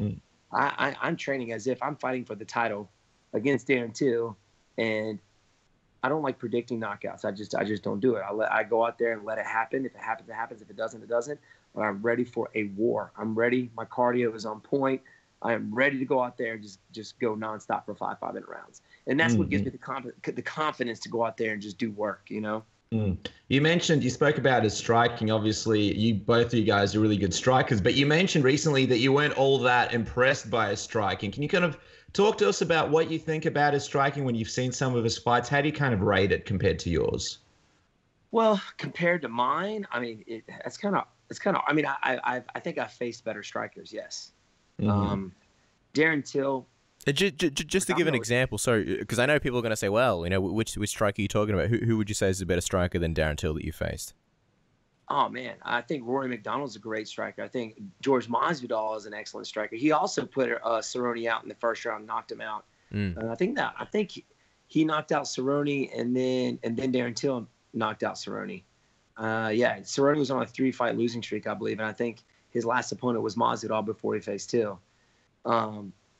He goes out, he predominantly keeps his right side forward. He's got a mean left hand. He throws his left kick, likes to throw a left elbow. And that's I think that's it. He's, I think, kind of predictable. I think him coming out there, he may have a few tricks up his sleeves, but whenever you're pushed, whenever you're pressured, you always go back to the way you usually fight. I remember Johnny Hendricks coming out there saying he's got something new, but whenever he was pressured, he went back to his old self, and that's what made it easy. Would it surprise you then that he sort of believes that, on fight night, you'll see that you're not on his caliber? That's sort of his thoughts. And do you think maybe he's underestimating you a little bit?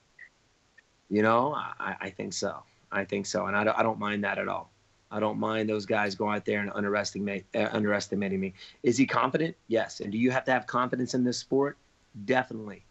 But you do kind of have a sense of a little overconfidence when it comes to Darren Till. And don't underestimate me. I tell you that. Just don't underestimate me.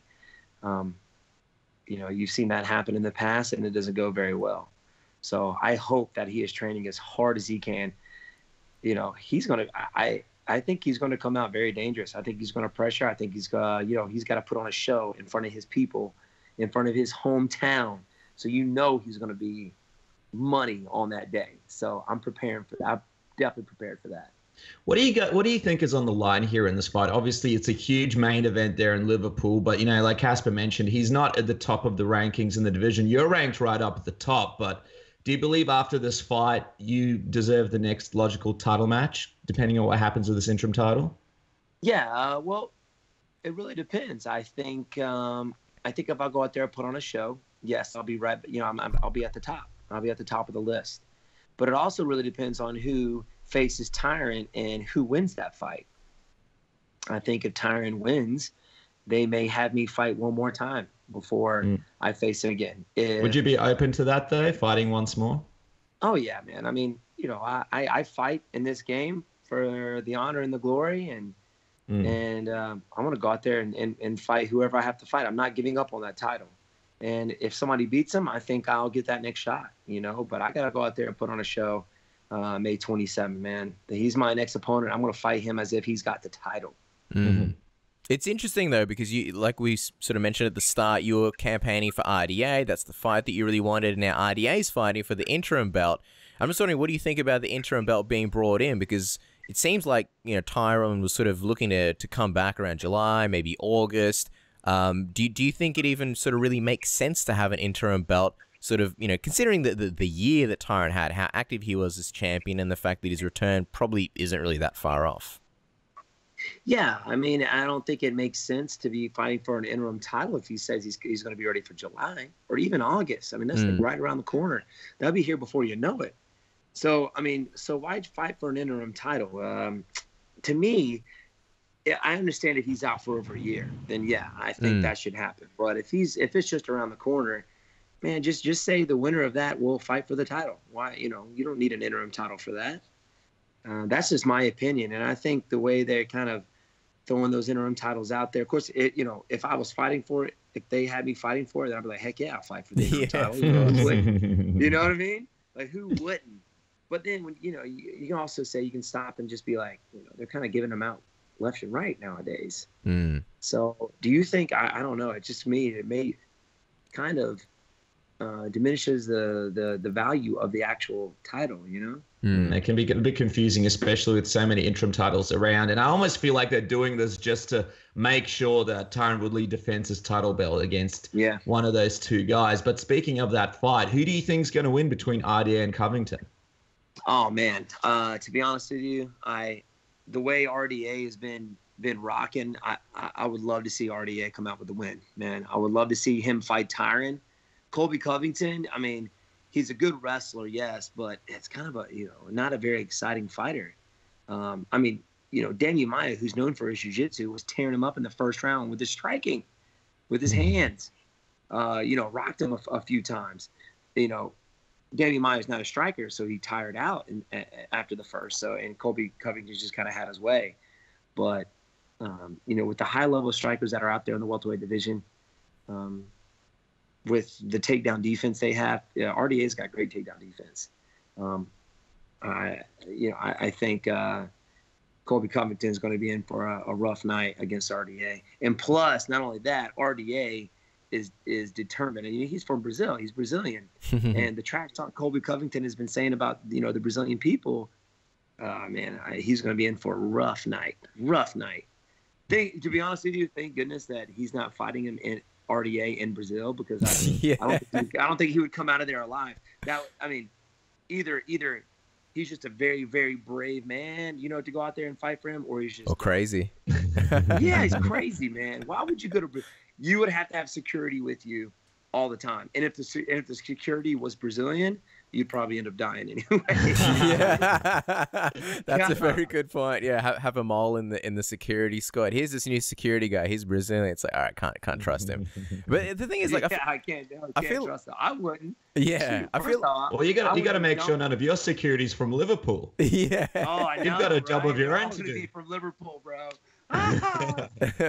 But I'm not sitting here talking, crap. I'm not dumb. I'm not that stupid. Sure. But And especially what you hear about the Brazilian, you know, who was that? It was a few years ago. A soccer referee made a bad call, and they like dismembered him. Like they cut him into pieces, cut his head off. Jesus, wow. I don't know if you heard about it. It was a few years back. I think you can Google it.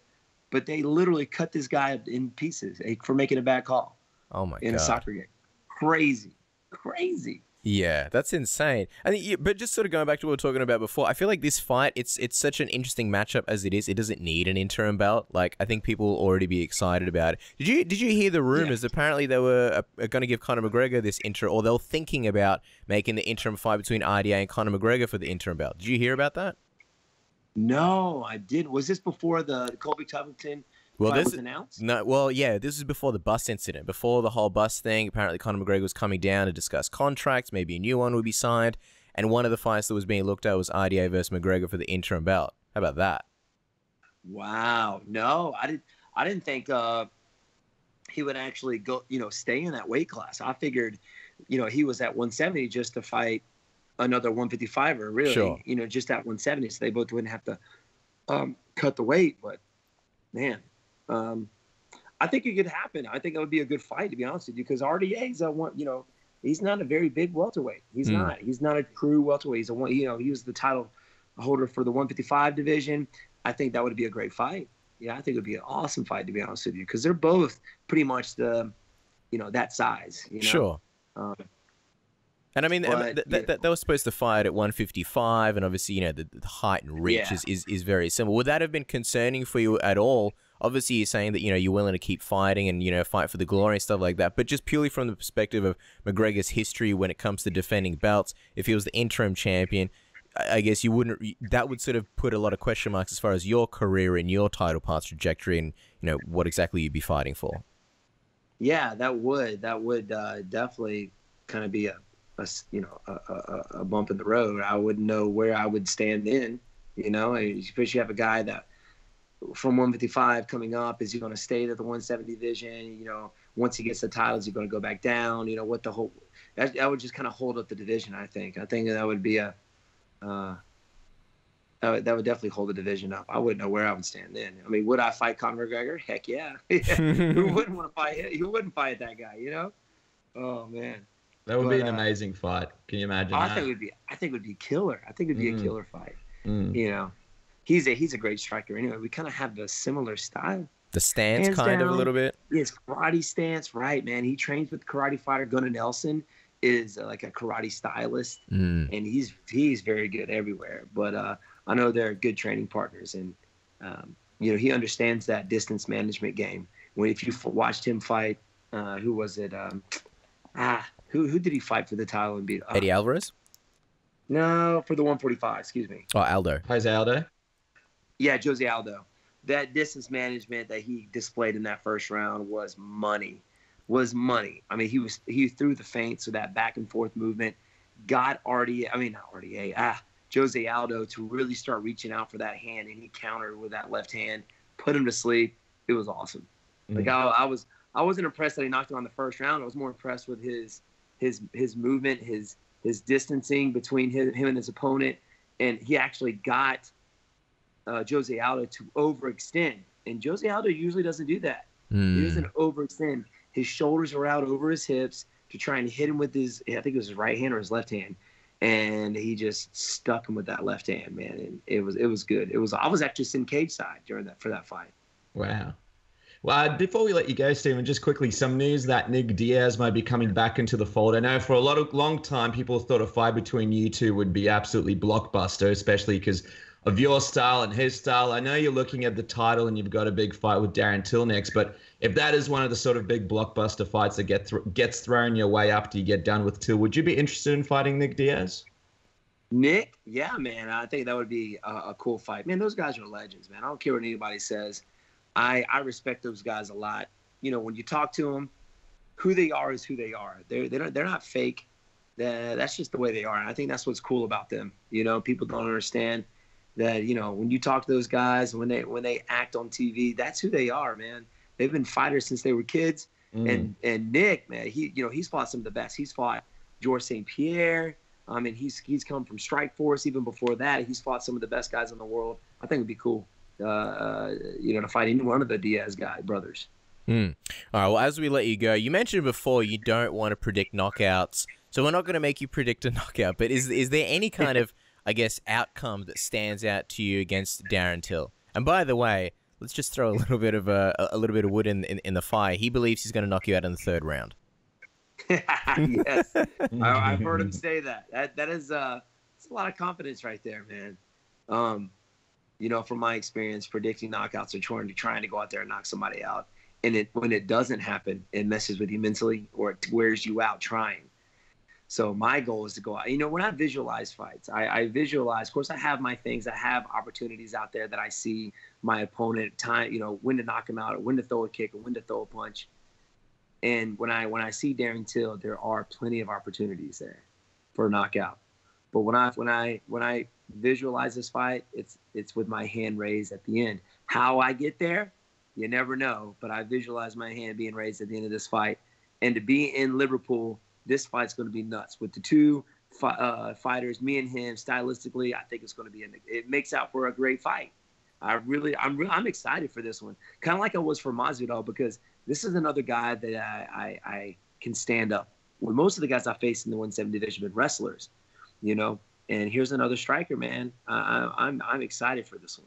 Well, it's going to be big. He's taking on Darren Till May 28th in the Australia and New Zealand, Liverpool, England O2 Arena. Make sure to follow him on Twitter and Instagram at Wonderboy MMA. And as we wrap up, Stephen, I just want to ask you to give us a bit of a Fonzie A to make sure that those thumbs are working properly. Can you give that to us to the camera? Dude, the thumbs are money right now. The thumbs are good to go. Look at it right here. Look at that. Look at that. They're good, man. Dexterity. Good. I'm still doing physical therapy, 3 times a week to making sure these bad boys don't get injured during camp. So as of right now, they're feeling stronger, man. They're feeling strong. They're feeling good. So everybody, tune in, man. May 27th, me, Darren Till, main event. It's going to be fireworks. So check it out. There you go. 1, 2, 3, 4. He declares a thumb war. Stephen, thank you so much for your time. It's great having you on the program. Thanks, brother. I appreciate it, guys. This is Chael Sonnen, and you are listening to Submission Radio. Okay, guys, joining us here on the show is a friend of the program, a former Strikeforce and UFC middleweight champion. When he's not fighting, he's fishing, surfing, and traveling the world, living the life of 007. I, of course, am talking about the man of the hour, Luke Rockhold. Welcome back to Submission Radio. It's great to have you back on the program, man. Always good, boys. Always good. Thank you so much for joining us on the program. Before we even get into it, obviously it's been a crazy weekend for you and the team at UFC 223. And we saw on Instagram, you posted one of the most epic Photoshop pictures of yourself and DC as basically the characters from Lethal Weapon, the cover of Lethal Weapon. Where on earth did you get this masterpiece from and manage to post this on his birthday?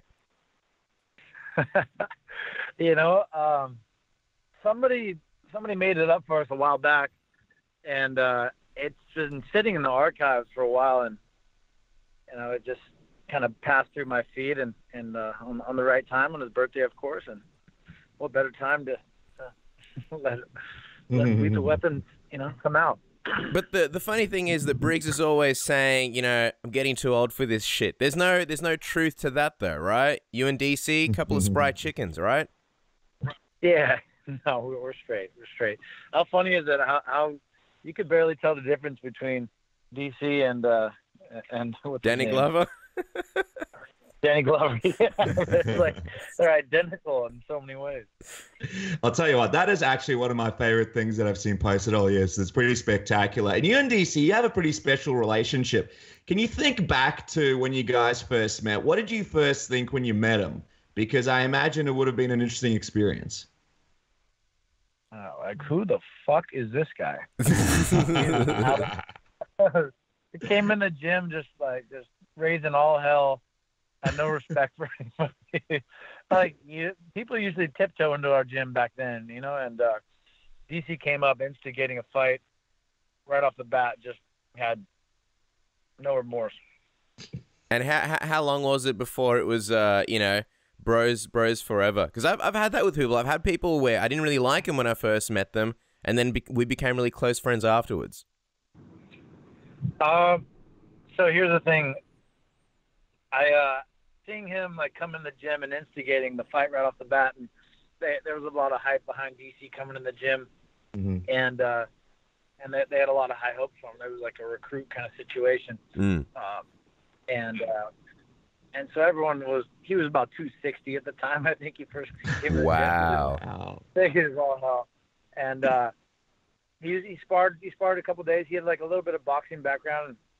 And he looked decent, and they looked pretty wild, but he went with some of the bigger guys, and then instigated a fight with like Jake Shields and this other kid in the gym right off the bat. And so I was like, I didn't know everything about DC. I heard a little bit, and I was like, who the fuck does this guy think he is? I was like, Javier, I want to spar him tomorrow. We're going at it. I think it was the second day. He was still just going for it, and I was like, by the third day, it was the next sparring day. I was like, I want DC tomorrow. He's like, are you sure? And like, cause I was like barely 200 pounds at the time. Wow. I was like, give me that dude right now. And we ended up going at it the next day, and he slammed me on my head. I got back up. I kicked him in the head. He couldn't hold me down, and then we ended up just brawling it out. And after that little session, we both pretty much earned some respect for each other. I'll tell you what, that's how friendships get made. I feel like if there's an issue between two countries, just put them in a sparring match. Donald Trump, he's got some issues with some other countries. Let's see how he goes against some of the other countries and see if it get worked out. But I mean, the thing about DC is, and you mentioned it, I mean, DC, he's a remarkable guy. I mean, not only is he the champion, and he's a great commentator as well, but he's fighting at the highest level still at 39 years old. I mean, you've been around the guy for such a long time now. What do you think is his secret? Is he superhuman? Are we dealing with a guy from another planet here? I mean, we're all human, but he's a special athlete. Any fat guy that can do a backflip at 260 pounds is pretty special. Yeah. What do you make of him fight? No, Sorry, go on. He's got a competitive spirit, man. He's just a competitor. He's a gamer. When it's time to go in there, he shows up. And he might not have the best training camps, but he's always in there, and he's strategic, and he uses his body and very, very efficiently. The guy's he's a stud. Yeah. In so many ways. What do you think of him going back up to heavyweight and fighting Stipe for the belt at UFC 226? Surely he's not going to be 260 again, right? No, I don't believe he'd be 260. I think when he was fighting, he was that's out of shape. And in shape, I think he was like 245, 50. Yeah. I don't expect him to get above 235-ish, probably. The weight, the wrestling will be there, the athleticism, the speed. Heavyweights are, they're a bit slow, but Stipe is a different kind of heavyweight. I'll give him that. He can wrestle, he can strike. He's an athlete. He's a big guy that naturally carries his weight. So it's going to be a different test for DC than he's faced at heavyweight, and it's going to be a different test for Stipe than he's ever faced. So you're gonna get a real fight, man. The people can't underestimate DC. He knows how to put himself in the right situations. The wrestling that he has can neutralize a lot of things that Stipe can do, and the speed is going to be drastically different than anything Stipe has been used to. And obviously, you guys have a close relationship with Cain Velasquez. Do you think if DC and Cain weren't so close and didn't train together, and he didn't go down to light heavyweight, he would have been the UFC champion, a while back now, maybe even one of the more dominant ones that we've ever seen? Sorry, I missed that. You think DC would be one of the most dominant? Yeah, I'm just wondering, if DC and Cain didn't have that close friendship, and DC didn't go down to light heavyweight, do you think DC would have stayed in heavyweight and become, champion a long time ago and possibly become one of the most dominant champions in UFC history when it comes to heavyweight? That's impossible to say. Cain is, I think, one of the most technical heavyweights of all time. Everything he's done, of course, he had some performances that are just unmatchable. Stipe, of course, broke the records, but Cain Cain's performances inside that octagon are hard to match, and DC is, he's done his thing at light heavyweight, and I'm sure he would have been very. You can't say at this point. I don't know. I mean, it is what it is, and we'll see. If DC goes and beats Stipe, then you can still argue that case. Yeah. Well, just quickly before we cut to you, if DC goes and beats Stipe, we saw the excitement in his eyes when Dana White suggested maybe he'd face Brock Lesnar next. What do you think about that? Brock Lesnar coming into a possible title shot after, everything that sort of happened with him after UFC 200. And how do you think that fight goes between DC and Brock Lesnar? I want DC to make money, but I'm not a fan of steroids. I'm not a fan of washing guys. Obviously, I like clean sport, and just because Brock is Brock, so he just gets a pass. I mean, too many guys get a pass in this game. I don't even care to talk about it. Absolutely. Do you think if he did come back, do you think that sends sort of the wrong message to the other fighters out there that he did kind of get caught and then he comes back into a huge fight and makes a lot of money and didn't really get punished properly? I think a lot of guys, can cut the line. It's just about that company. The company cares about making money, and so if they can make money, they're going to make money. Sure. It is what it is. There's a lot of people that aren't playing fair. Well, looking at you, Luke, obviously after your last fight, there was a lot of discussion. And even before your last fight, there was a lot of discussion for a while about you moving up to light heavyweight. Kind of, you could be the guy that kind of takes DC's place in that division. Where exactly are you at with that decision? It seemed like it was somewhat final, but then there was that Michael Bisping fight. I'm assuming that would have been at middleweight. Where are you at with that decision at the moment? I think it's pretty much sure that I'm going up. Bisping's not gonna want the fight. He's never wanted the fight. He knows what happened last time around, and so he's gonna run his mouth. He's gonna talk about it, try to build up his podcast, get his little goons behind him. But realistically, he's been scared of this fight from the start. And the UFC tried to make it happen, and he danced around it as best he could. And they're sure that they want it still, but they're sure it's not going to happen. So I've been informed to move on. So light heavyweight is. So just to clarify, they've pursued that fight with you, and they're still kind of pursuing it, but they've kind of let you know that look, it's just never going to happen. Yeah, exactly. They pursued the fight. Bisping, like I said, he talked it up, talked big behind it, but when it came down to making a contract, he just made it impossible to work with it, and they're not going to make it happen. I don't know if he retires or what he does, but he wants no piece, no part. It is what it is, the truth, That's why I was harassing him about it, and obviously he was trying to get technical with it, but realistically, yes, they wanted that fight bad. And so you've moved on from the situation. And he didn't want it at all. Yeah, but it sounds like you've sort of moved on from the whole situation.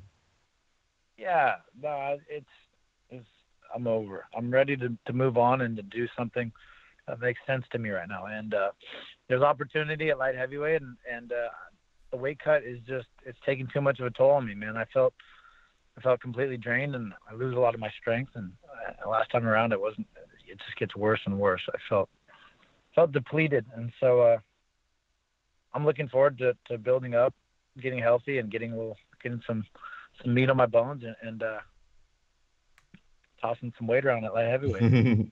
Absolutely. And I'm just wondering, with that weight cut, you mentioned how it sort of took stuff out of you. Was it a progressional thing where at the start you noticed it was beginning to affect your performance, and by Perth it really started to take over, or did it always have a pretty big effect on you going into the fights and on fight day? Well, if you fight long enough, you notice like when a lot of guys say in their mid-30s, it just becomes harder to make that weight. I've always been a fairly bigger guy, and it wasn't too much of a problem, coming into. I still cut a lot of weight, like probably going to like the Chris Weidman fight and whatnot. But I noticed later on after that, it just became harder. And last time around, it was probably the worst of it. It's just trying to like regulate your body temperature, gets thrown off, and you just feel zapped.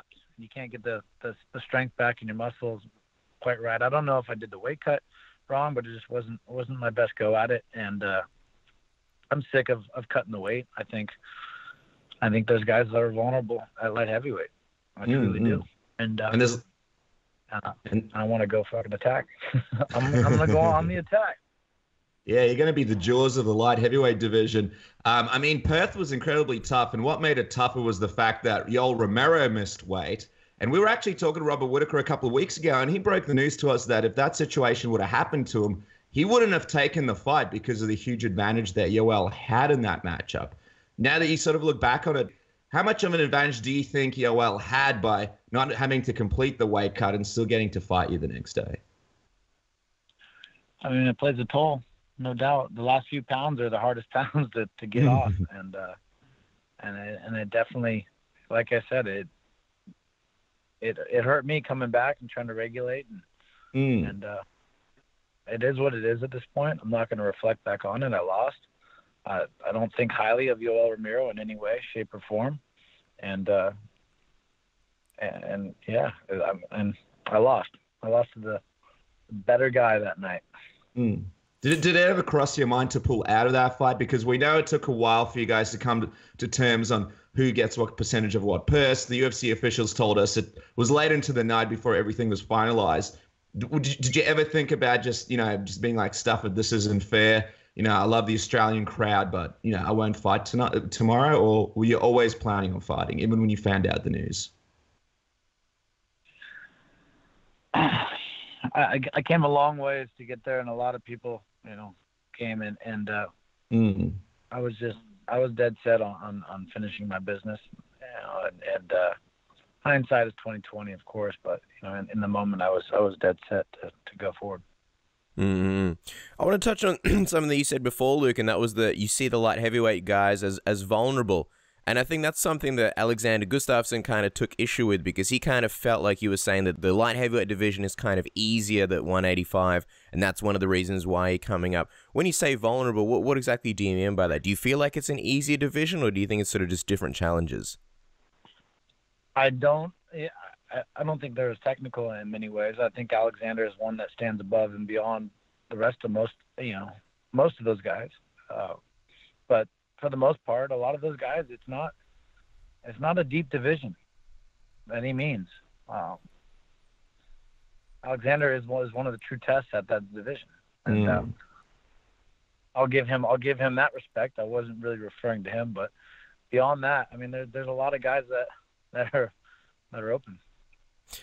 Is because it seems like he's one of the guys that you're more interested in fighting against at 205. Why is that? I'm assuming it's not because you see him as an easy fight. It's because probably he's close to a title and he'd be a big test for you, right? What is the interest in that fight? I think there's a lot of interest in the fight. He's a guy that's been right there. That's only lost to champions. He's the top. He's the cream of the crop in the division. You beat him, you basically are the champion. The only problem is DC is the champion, and so what? I go fight Alexander Gustafsson when DC's fighting for the heavyweight title. I'm not going to fight Gustafsson for nothing, and I'm not going to put myself in a position where it creates a weird moment for me and DC. So I think it all depends on what happens with this fight with him and Stipe. If that goes forward, I mean, yeah, I'll fight Gustafsson, but once you beat Gustafsson, if DC's out, if I beat Gustafsson, I should be the fucking champion. I mean, like, realistically. I mean, if you think about it, he's the man to beat other than DC. And so it's the whole division's in a weird space. Similar to how the middleweight division was. I guess it's a little tied up at the moment. So yeah, you got to wait. You kind of have to wait and see until what happens in July. So I guess here's the theory. Let's say DC goes out, beats Stipe, DC's the new heavyweight champion. A lot of people suspect he won't come back down. So if you fight Gustafsson, do you think maybe it should be for the new light heavyweight title or the vacant light heavyweight title? I don't know what's to come. But Gustafsson is the man to beat. That's all I'm saying. Well, from a stylistic standpoint, if the two of you guys fought, what would be some of the advantages that you would see yourself having over him? Obviously, you're both big guys. I have a lot of weapons that would work against him. I'm gonna have a lot more weight thrown around. I'm a lot more powerful. when I'm up in weight, and I can change the fight in many ways. And I don't think there's any way that Gustafsson would want to tangle with me on the ground. So I mean, I could go back to my style of pushing guys into a realm where they're uncomfortable. And when I have the weight to do it, and I can really dictate the pace of a fight. Sucking all that weight off, it kind of takes away from some of my advantages in the fight. So I can push the pace of a fight. I can wrestle better. My hips are heavier. I have more power in my hands and my feet. There's a lot of things I can attack with Gustafsson. He's a big body. There's a lot of ways to attack him. And a lot of fun fights as well if you go up in the division. A lot of fun matchups there where people can check it out. So in terms of waiting and seeing what happens in DC, when you're looking at when you'll return, are you looking to take a little bit of a break then, see what happens UFC 226 and go from there? Is that sort of how your schedule is looking at the moment? At the moment, it looks as though. So we'll see how things change. Anything can happen, really. But negotiations are commencing, and so we'll see where they fall. But I got a little time. A little time would be nice, man. I got some injuries, and my leg is having some fun, weird stuff going on. So I have to have a little basic surgery on that, and then I got to get bigger. Of course, I got to naturally put on some weight if I'm going to come up to that division and do it right. Absolutely. You mentioned the leg. You're getting me and Casper worried here, Luke. What's going on? What's the weird thing that's happening with it? Is it hovering around? Is it shooting lasers? What's the surgery that you need to get? Yeah, it's pretty much shooting lasers. Shooting lasers, exactly. That is it. Pretty much is what's going on. It seems like an unfair advantage. I think everyone saw, I got checked in the fight, and my leg opened up, but it opened up in a weird way, and it created like a pocket of fluid inside my shin, and so they're doing a little small procedure where they do like a drainage and then get the fascia to lay down. So nothing big, but it's the world of a kicker, and my legs have taken their toll through this game, and I'll be all right though. I'll be fine. Everything's pretty good. It's just really just topical things. Good. We didn't want to hear the dreaded acronym ACL thrown in there because that's when things get dicey. Just quickly before we let you go, Luke. Obviously, UFC 223, huge weekend for Khabib. I mean, you were there behind the scenes for most of it. So much drama, so many things happening for it. Obviously, Khabib had his game face on, the epitome of professional, and got in there and did the job done. Behind the scenes, was there any moments where you saw Khabib and he looked a little bit, stressed out, and you were worried that, Jesus, with all these things happening around him, how's he going to perform right now that it's all said and done? Yeah, no, I worried. That's to switch one opponent in weeks prior to a fight it's a mind fuck. And it plays with you. And so to switch 5 opponents in 1 week is, I don't think anybody can really fathom that, besides Khabib and what he went through. And not only that, then you have guys that are coming up with absolutely nothing to lose. It changes the mindset of a fight. You're out there with everything to lose, and these guys have everything to gain. And so they get to let their guard down and go for broke, and then you have to play a more conservative role, in a lot of ways, in a lot of people's heads. So Khabib, he did his thing. He did his thing, and he proved that he's the man. That's 26-0 now. All right. Yep. If you count the bear, maybe 27. Everyone loves the bear. Yeah. No, he's an animal, man. The kid. I've been saying it. We've all been saying it at AKA for many years, that he's just, he gets you in the right zone, he's unstoppable, and there's nobody at lightweight that can play with him in his world. So I'm excited for the future for the kid, and he's done amazing things.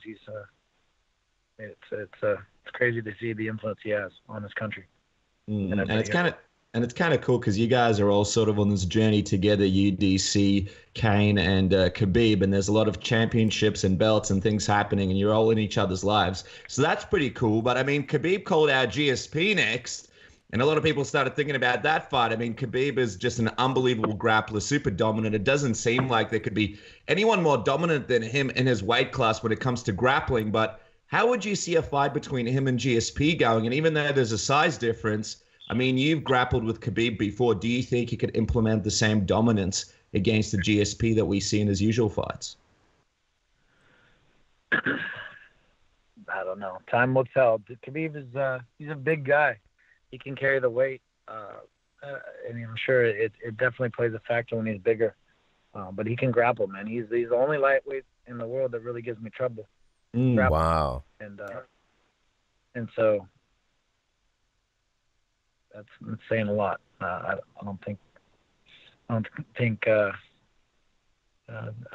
never grappled with GSP, but I'm sure he's pretty decent.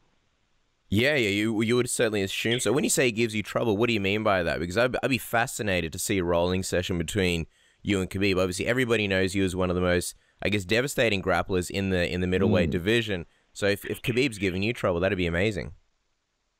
He's not easy to deal with by any means as a lightweight, and he's tough. He gets you in position. He's not fun to deal with. So Khabib's he's a gangster when it comes to the ground. Does he even feel like a lightweight, or does he feel like someone maybe a weight class above?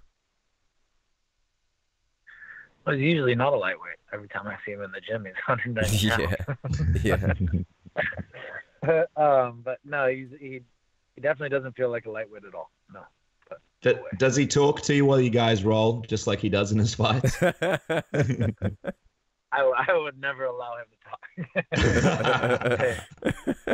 No, I'll make him work a little harder than that. Yeah, no Michael Johnson situations. Just quickly, as we let you go, if the fight was GSP or Conor McGregor for Khabib, the next one, I know time will tell, but who would you prefer to see? After everything that happened, you know, the bus fiasco at UFC 223, is that the fight to make next, or would you rather see him face GSP? I'd like to see him fight Conor. GSP doesn't really do it for me. Conor fights, actually, I think we're all a bit more interested in that.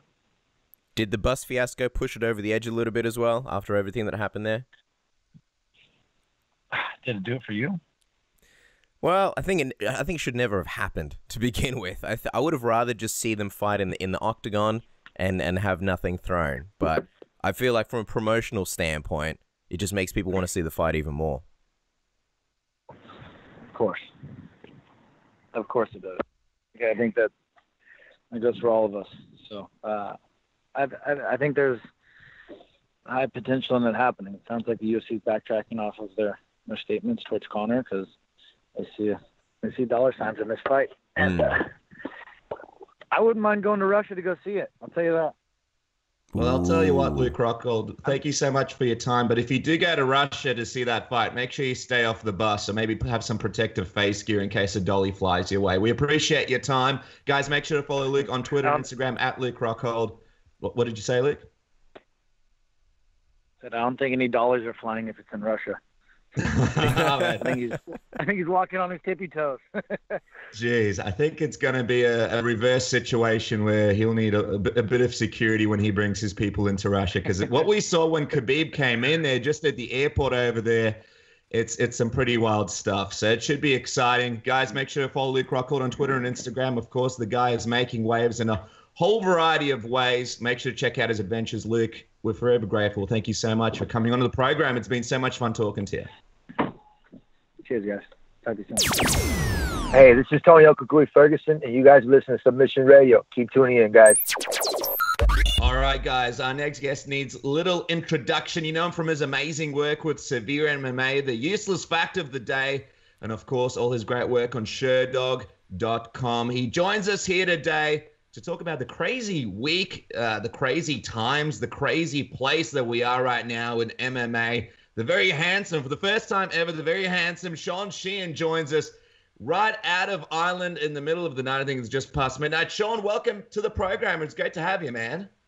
Nice to be here, Les. I believe, I don't know if I'm in 4K anyway, I believe. I don't know if I'm being 4K on YouTube anyway, but it's good to be here. These video podcasts are the way forward. I think not many people are doing them. I think the last one I was on was probably the MMA Hour, so glad to see you guys leading the way on that front, along with the Ariel and other people. So I actually feel like everybody's doing them nowadays, so we've just caught up. We've just dragged ourselves from 2014 and into the future. So for us to brag that we're the pioneers here, definitely incorrect, but we appreciate it, Sean. I like to brush my teeth. I like to brush my teeth while I do interviews, so this is a stretch for me. I feel like there's things growing on there. There's bacteria. It's unacceptable. I'm gonna have to go home and cry. But that's right. I like to take phone calls. I like to do other shows. Do you iron? I just like to see what horse racing. I like to see when the next big race is on. So I don't know. I like to flip through the newspaper. But Sean, since we got you on video for the first time, let's talk about some of the great stuff that we can see in the back. One of the first things that stands out to me is a bit of an access denied situation that you've got put up on the wall. Tell us a little bit about that. Is that Conor McGregor's team there? Yeah, as people probably saw on Twitter the other day, in the Barclays Center over in New York, after obviously the incident the last day, they put up these access denied posters, and one of the guys on it is Graham, who I do the podcast with. He was credentialed for May Mac, and it's the picture which they have on it. You probably can't see it here, but it's on Twitter and stuff. Anyway, it's behind me. It's his picture from the May Mac credentials. He was in Dublin, and he was nowhere near it. Like, there's 6 people on it, and I think Artem Lobov was the only one in New York at the time he was actually on it. So all those people were blocked. Did they use Artem Lobov's photo that they would use for a fight, like a professional UFC photo? No, I think it's his one from probably the May Mac thing as well. I'd say they just God. Conor McGregor credentials and everybody that they saw banned. That's it. You say May Mac, you mean the May bus, right? The May bus? Oh God, I don't know about May bus now. No, but I'm talking about the boxing. You know, the bout that went on a while back. So why wouldn't Graham be credentialed for that one? Why would he be denied for that one? I don't know. I think it was because, at the time he was recording the documentary, you know, he was involved in a Notorious documentary. Obviously, Severe May produced that. So, obviously they had to give in, you know, their names and their pictures and stuff to be credentialed. So that's, I presume they were down as, Conor McGregor got these guys credentialed there with Conor McGregor doing the documentary. So they're McGregor's team. So now they can't be at this event or whatever. So I don't know really where they got it from. They were just looking for people. They just wanted to put up posters, I think, to look good. But I don't know. It was very odd. Just while we're on the topic of this whole bus thing and what happened with Conor McGregor and the crew, when Maymac, the website, you know, they're under a bit of fire. Dana White said that he hoped they were going to get arrested. But what do you think this kind of means for the outlet? Because is this it? Do you think they'll get credentialed again? Or do you think when Conor McGregor's relationship sort of smooths over with the UFC, they'll have no choice but to let them back in? And, do you think it affects some of these guys that want to get credentialed but weren't there on the day but are sort of associated with the outlet? I suppose, this whole situation, time will tell. You know, Dana White said this week I don't really say they'll come out and say something, but they'll decide something this week. And I'm sure if Conor McGregor's back fighting in the UFC, and, you know, dealing with Dana White and all that, his website is going to be allowed in there. And, you know, these things, they do tend to blow over, you know, unless somebody gets a bee in their bonnet about it, and maybe Dana White will. I don't know. I'm not sure. So, you know, that could be a thing. But, I suppose another thing about it is, you know, if people are getting media credentials, should you be media? Is ConorMcGregor.com media? You know, and I'm not sure if it is, and maybe that's a different debate for a different day. But, you know, maybe they are too. Maybe it's fair enough. But I think, you know, there's people getting into media events or MMA events these days when they're, you know, Facebook pages and lots of different things. I was at one. I won't say which event it was now, but in Dublin, and there was a guy got in there, and one of the lads was talking to him, and I think he said he ran some sort of Facebook page or anything, but he sat at the event on press row eating popcorn for the whole event, never took out his phone or laptop or notes or anything, and just why is this guy, after an hour of doing that, he should have been just thrown out, and, you know, that kind of annoys me. But I suppose this situation is a little bit different. Yeah, there's actually a lot of that. We've seen a lot of that where people are just, you know, they're more concerned with where they're sitting or, you know, whereabouts they are on press row or, you know, getting selfies on, you know, cage side and things like that than actually, you know, doing anything productive. So, you know, it's littered with things like that. But moving on to UFC 223, or should I say looking back at UFC 223, I want to get your thoughts on, obviously, the main event between Khabib and Al Iaquinta.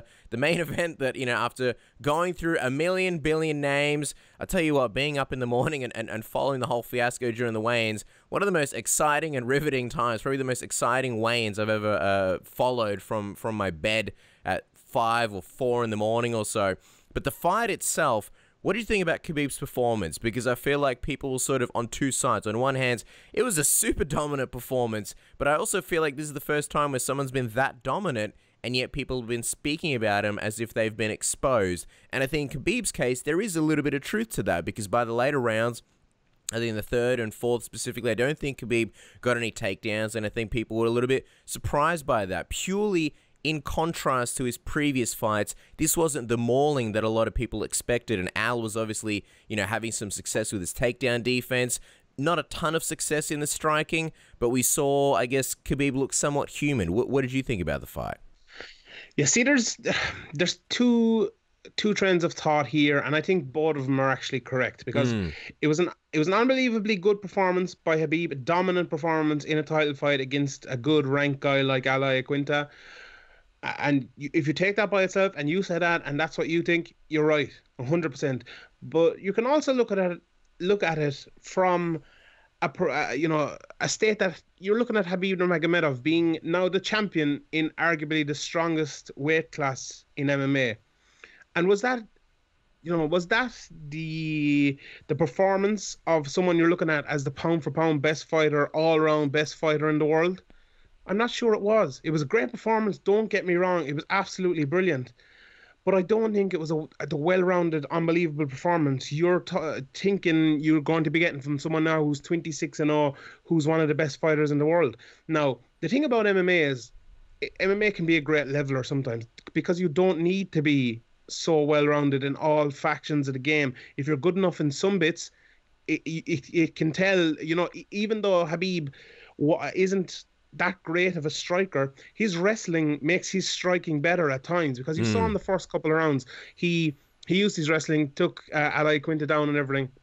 And there was such a threat that Al Iaquinta changed up his whole game. We saw him from the very start. Someone asked me the other day, was height a big issue?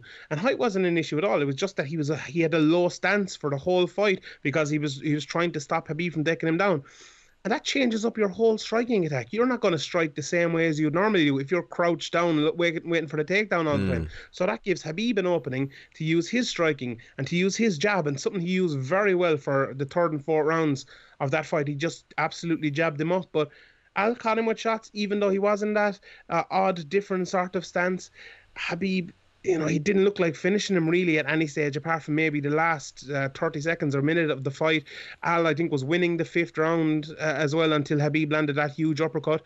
But look, it was a dominant, brilliant performance, and if he can pull off that sort of performance in the first 2 rounds against most of the other fighters in the lightweight division, he'll beat him. But if he fights the way he did in the third and fourth round, where he can't get the takedowns, or where he's just jabbing you or playing around a little bit on the feet, maybe looking a bit tired, that does give some openings for someone who's up there at the very, very top. But like a Tony Ferguson, who's obviously very good in the later rounds. Not saying that, you know, I'm not obviously saying that Tony would beat him 100%, but I think it's certainly worth revisiting that fight, especially considering the way this one played out. No, it's not. No, we can't do it again. Never? What do you mean? No, I've been hurt too many times. I've been hurt too many. Open your heart up and let yourself be vulnerable, Sean. All right, like the rest of us. I've been hurt. I've been hurt too many times. Like a bad girlfriend. This fight is, you have to let it go. You know, you have to let it go. Get him another fight. You know, Gaethje and Poirier are fighting next week. Give Tony Ferguson the winner of that, or you know, Barboza and Lee are coming up. Give him the winner of that. Tony Ferguson has a knee injury now as well. So how long is he going to be out for? He's just had the surgery. Just to be clear, I wasn't saying have that as a next fight. I just mean somewhere down the road, you know, like an ex-girlfriend who, you know, cheated on you, but she was really, really hot. You know, this is kind of like that fight. Casper, stay away from her. I won't learn. You know, it's one of those situations where I agree with you guys, where the performance was dominant, but I think that Khabib's standing in the MMA community is so high that after the fight happened, and also with what happened with Joe Rogan, which I want to touch on in a second with you, Sean and Casper as well, people weren't really willing to criticize Khabib's striking to the extent that it could be criticized. I mean, no doubt about it, he had a lot of great moments. You mentioned the jab, Sean, but from the stances where he throws his shots, the way he throws his punches, we're not sold. Well, I don't want to speak for everybody, but I'm not sold that he's come further enough in that area where if he goes up against someone with, you know, a bit more of a well-rounded game and more dangerous striking, or, you know, somebody else apart from Al who's a bit more of a dangerous striker, how he would go in that situation. And I know we still think about, I mean, he did a great job against Edson Barbosa. Well, that Michael Johnson fight and that situation, the exchange with Michael Johnson, still sort of stand out in people's minds, still stand out in my mind. And also the fact that Khabib will sometimes go and fight in an area to prove people, I suppose, wrong, in the sense that, hey, I can stand if I want to stand and I can punch if I want to punch. So I think in that area, I'm not sold. And also it was a very dominant performance, but I would have liked to see Khabib get a finish. You know, he had Al in some very dominating spots on the ground. I think if he would have gone in there, you know, sunk in that rear naked choke, sunk in some kind of submission, I think that would have really added to his performance. But let's not forget, you know, this is Al, who you can't take anything away from, who wasn't training for a 5-round fight. And this is also Khabib that's had, you know, 3 opponent switches and also a dolly thrown at his head in a bus while he was trying to cut weight. So it's really hard to come down hard on Khabib and say, oh, hey, this wasn't as dominating as people say it was. But I agree with you, Sean, in the sense that I think if you think it's a dominating performance, you know, stick with your opinion. There's a lot of things that would back that up. But if you think there's still a few holes there that you're not sold on, there's definitely an argument for that as well. For example, if a Khabib fights a Conor McGregor, for example, you know, we know he would try and get that takedown early, and it'll be interesting to see how Conor McGregor would do. But also, if he stands with Conor McGregor and Conor McGregor is able to stop those takedowns, which we don't know he would be able to, you know, that striking has changed, and a lot of people's minds would be very clear-cut with Conor McGregor taking advantage of it. So it's going to be very interesting to see what happens there. But I mentioned Joe Rogan's commentary, Sean. What did you make of him apologizing on social media over, I suppose, not making Khabib look in the best light in certain situations, sort of focusing more on Al and the fact that he had the tenacity to make it to the 5th round and the ability to survive a lot of those really tough ground positions and even throw some shots of his own last minute with his opponent switch. What did you think of the apology? Do you think he needed to apologize? Do you think his commentary was biased to the level that it was necessary? No, I thought his commentary was fine, and most people listening to this probably won't agree with that. But I look at it from a basis as if, and I do this thing now, the rewatch over on our Patreon thing, where I go back and I kind of try to do some analysis of the fight, you know, watching it back. And I suppose to do that live is a lot harder. But I think that's kind of what he was doing, rather than just commentating on what was going on. He was commentating on kind of future fights and how he'd look maybe against McGregor or Tony Ferguson or whoever. It's like, remember the Demetrius Johnson Tim Elliott fight? Who got praise in that for a lot of that fight? It was Tim Elliott, even though Demetrius Johnson dominated the fight. And why? You have to ask yourself, why was that? It's because he's up there as one of the top pound-for-pound guys in the world. And if someone makes him look human, or even takes a little bit of shine off of what he does, or wins a little bit of some part of the game, that stands out. And if Joe Rogan didn't mention that, if he didn't mention he looked kind of sloppy on the feet, he didn't mention he wasn't putting any combinations together, just landing jabs, if he didn't mention he was taking lots of shots at the start of the 5th round, I don't think that would have been good commentary. Now, if he didn't mention how dominant Khabib would be, that wouldn't be good commentary either. But I did think he did mention that. And I think it's grand to put those two things together. Like, you have to give some analysis of the fight. You can't just go out and praise someone for 5 rounds and say, unless they are doing everything right. You know, we've seen that with Demetrius Johnson, where he does everything right, or other guys, they do everything right. Like McGregor against Eddie Alvarez. That's the one you can just praise for the whole thing, or like John Jones' performance is low. But I see absolutely no problem with that. And I think Khabib came out and said he'd no problem with it either. Daniel Cormier came out and said he'd no problem with it. I don't know. I think people are in a tiz over nothing, really. And I think sometimes when someone puts on such a good performance and gets such a good result, that you can't say anything bad about him. And this is, and I'm not equating Ronda Rousey to Khabib or anything, but when Ronda Rousey was destroying all those people, everyone was coming out and saying, and I said it as well, I won't lie, that, you know, that she was unbeatable, she'll never be beaten, no one's going to beat her. But meanwhile, I was kind of saying as well, her striking doesn't look that good, does it? Yeah. You know, if someone could maybe keep her standing and strike with her, they could probably beat her, couldn't they? And it's a similar thing here. If they can stop the takedown and keep him striking, they can probably beat him. And he's human. People think Khabib Nurmegomedov is some sort of alien, and he's not human. Gleison Tibau proved he was human. And if you can stop his takedowns like Gleison Tibau did, and you can be confident on the feet, unlike Ali Quinta was, you can beat Khabib Nurmegomedov. But you need a special top 1% fighter in the world to do that. And nobody has been able to do it yet. And I really like and praise Joe Rogan for the fact that he does have the balls to say a lot of different things, and a lot of things that may or may not be polarizing. Like, for example, you know, Khabib's got this dominant performance happening, and then Joe Rogan's saying, like, oh, you know, of course it's disappointing. And then I think a lot of people kind of got glued to that word, saying, what disappointing? How could you call this disappointing? And even a few seconds later, he clarified, saying, well, it's disappointing for Khabib. He wasn't saying overall that it's a disappointing fight. He was just saying that Khabib is probably disappointed in himself that it's the third round and he can't get Al down and maul him as he has his past opponents, which I think is a very fair thing to say. And like you mentioned also with the striking, you know, he wasn't, it's not like he was saying Khabib's striking was garbage. He was just saying, this is not great technical striking. It's just at that moment, Al was he looked frozen. He was so focused on defending that takedown that he didn't want to string together combinations,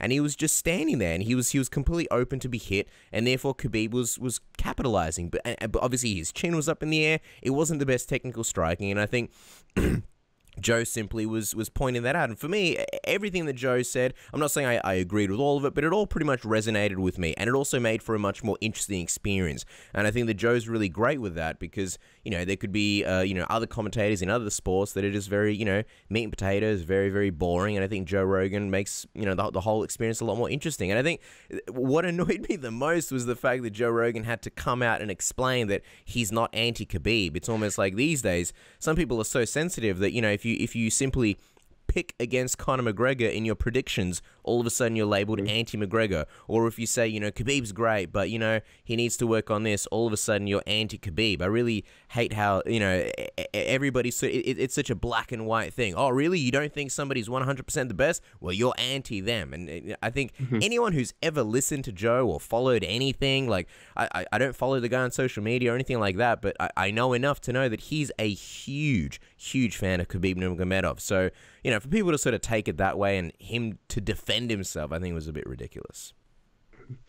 Yeah, I think that thing about, you know, being biased or hating someone, there's three sorts of fans that I think are at absolute worst. There's McGregor fans, Khabib fans, and Frankie Edgar fans.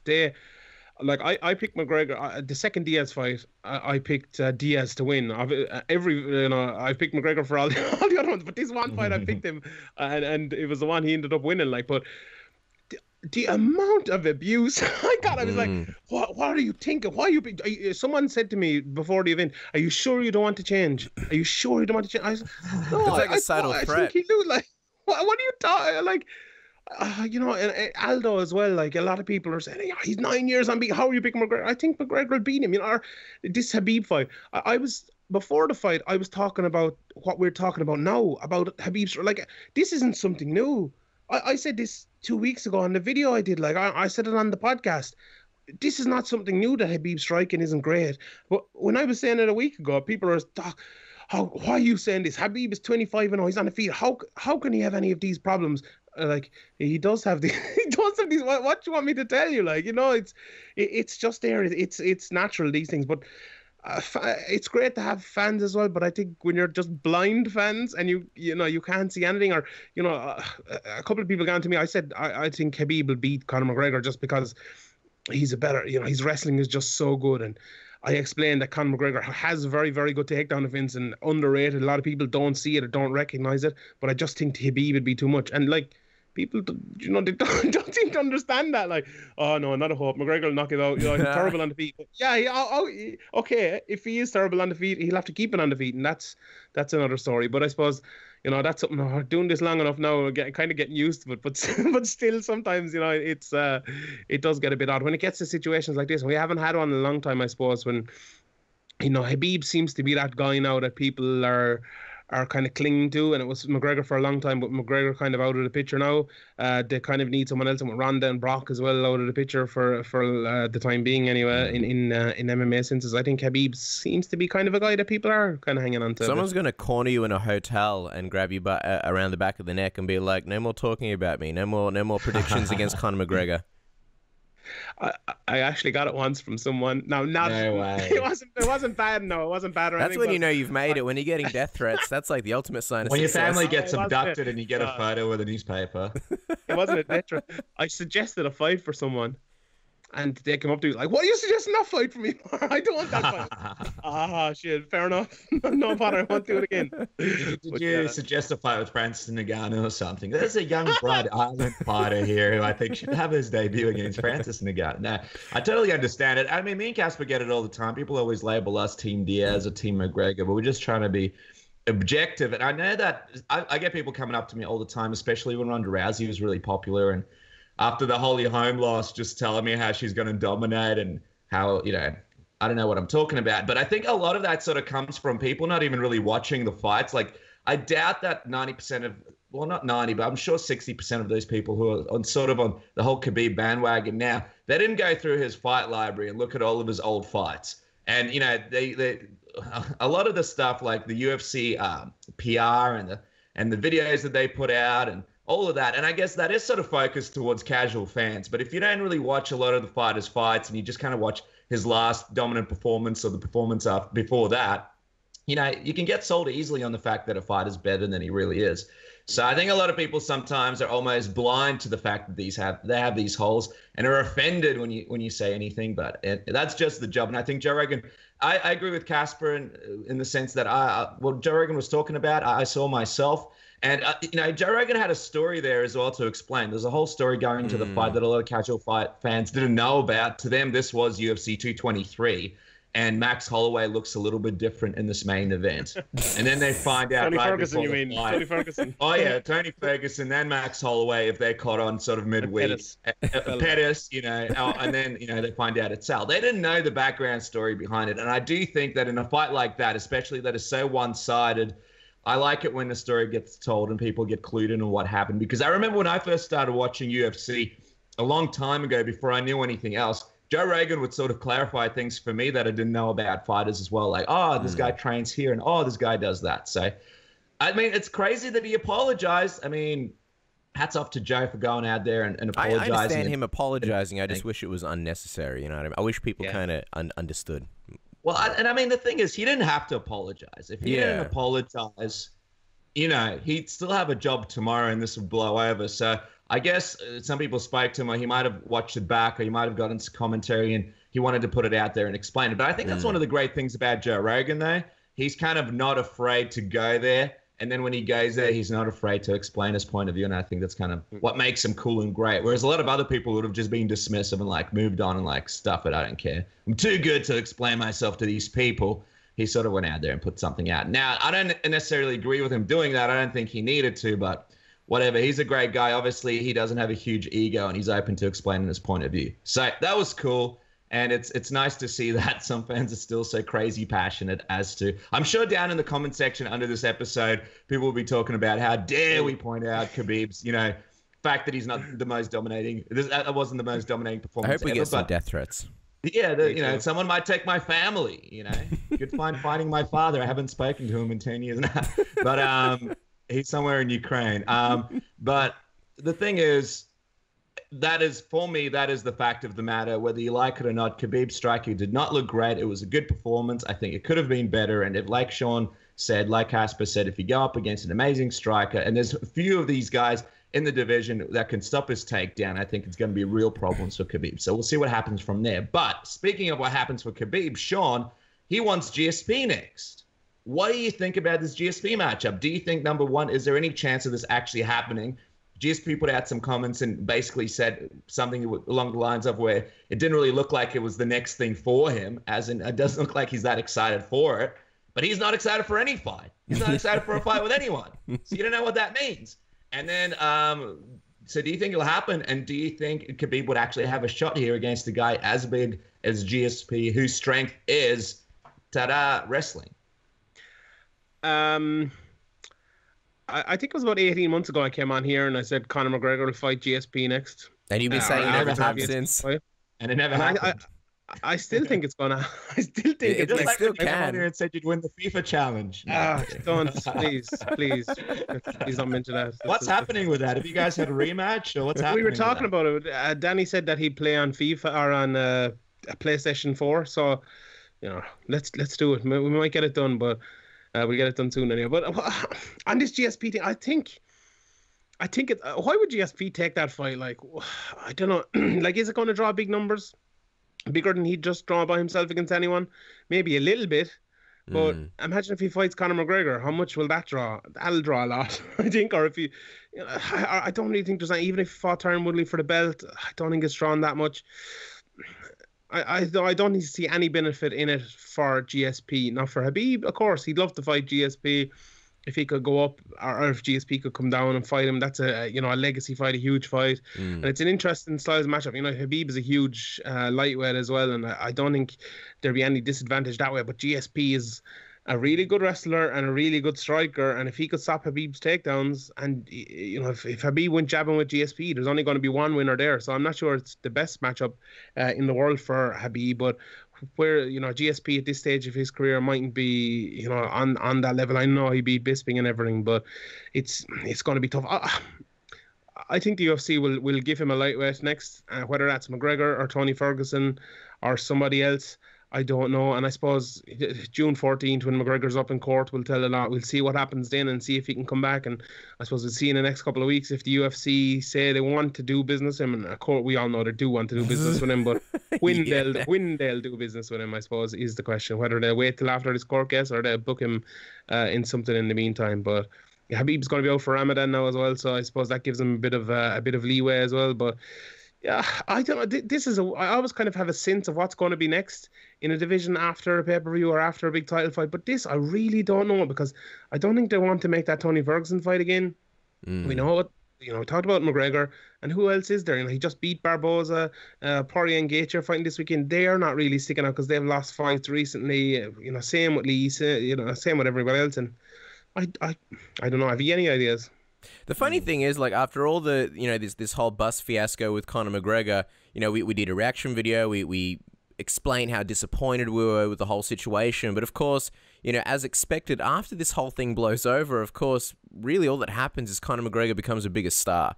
I was at the gym like 2 days later, and it was on the regular news, and they're still covering it, like the mainstream news. That's when you've really transcended the sport, when the mainstream news is covering you because you got arrested. I mean, could you imagine if any other UFC fighter was arrested? Like, they didn't cover John Jones. They didn't talk about John Jones, but when Conor McGregor does it, it is the front page, the biggest headline everywhere. And I think that's the fight to make. This will blow over. It's already blowing over.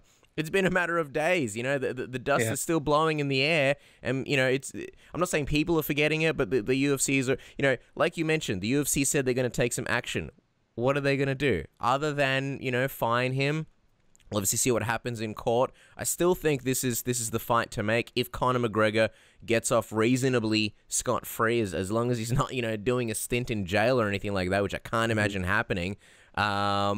Yeah, I wonder how it'll affect as far as, visa, if he's able to come back in the country as easily as he was in the past. Then there's Ramadan. But if there's no really other options, I think that's still by far the fight to make. And even if you take all that drama aside, it's a fascinating matchup. I'm sure Conor McGregor will get taken down at some point, and if it goes in the later rounds, I wouldn't necessarily favor Conor McGregor, but my God, Conor's striking, and if Khabib, for whatever reason, decided to, strike with him or prove a point, or if Conor McGregor was able to string together combinations, it's a fascinating fight, and I would much rather see that as opposed to the GSP fight, because I think, you mentioned the Gleison-Tebow fight. Gleison-Tebow's, great, and he's a big guy, and he's a strong guy, but GSP's on so many other levels, and if Gleison-Tebow's able to do what he did, I can just imagine, and if Al Iaquinta was able to do what he did, I can just imagine what GSP would be able to do. So I think that and the Tony Ferguson fight, those are the two most compelling matchups in my books anyway.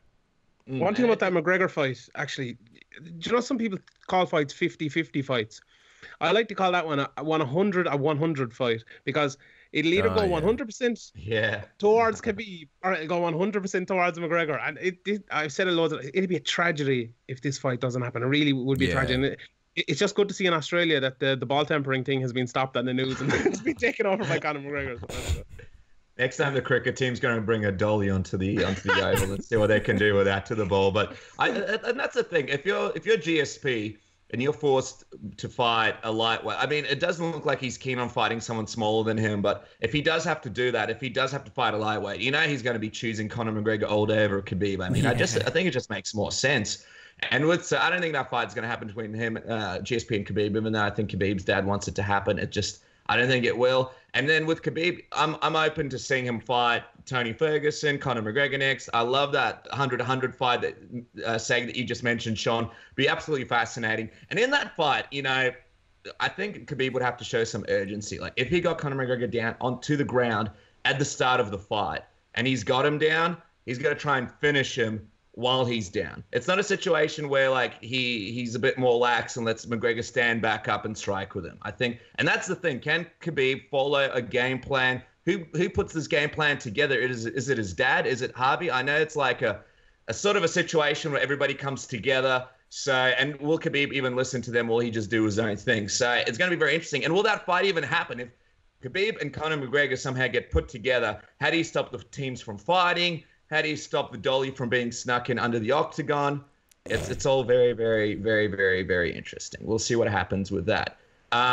Speaking of crazy WWE situations, though, Sean and Casper, WrestleMania 34 just finished up this week. A couple of interesting things for MMA fans there. I know a lot of them are really, really anti-WWE, but there's some news relating back into the UFC. And one of them is the fact that Brock Lesnar has re-signed with the WWE. But from what we understand, in this new contract, he's still going to have the option to fight for the UFC if he re-enters the pool, and there's an opportunity there. So it's an interesting situation for MMA fans because it looks like Brock Lesnar may make it back into the UFC. Sean, my question for you is, do you think him getting the winner of Stipe DC is the right fight for him to get if he comes in for one fight?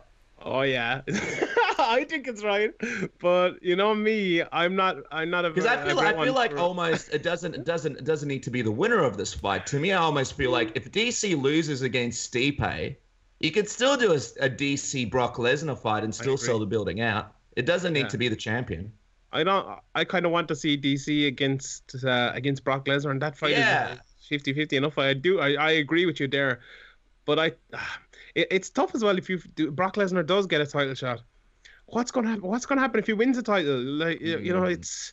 Will the WWE let him go in that position though? Do you think? Because he's got that eligibility in his contract where he could fight once. But I know Vince McMahon was a big part of him fighting Mark Hunt at UFC 200. Do you think he allows him to fight for a title? Because if he wins, I don't see Vince letting him defend the title over and over. So, yeah, I don't know. But would the UFC care these days the way it is in 2018? It seems like they're all about the quick bucks. And I think years ago, to have somebody win a belt and then drop it immediately would seem ridiculous. And even looking at the GSP situation, but hey, that happened. Would the UFC really be above that in 2018? Or would they be massively opposed if it was going to mean, a big payday?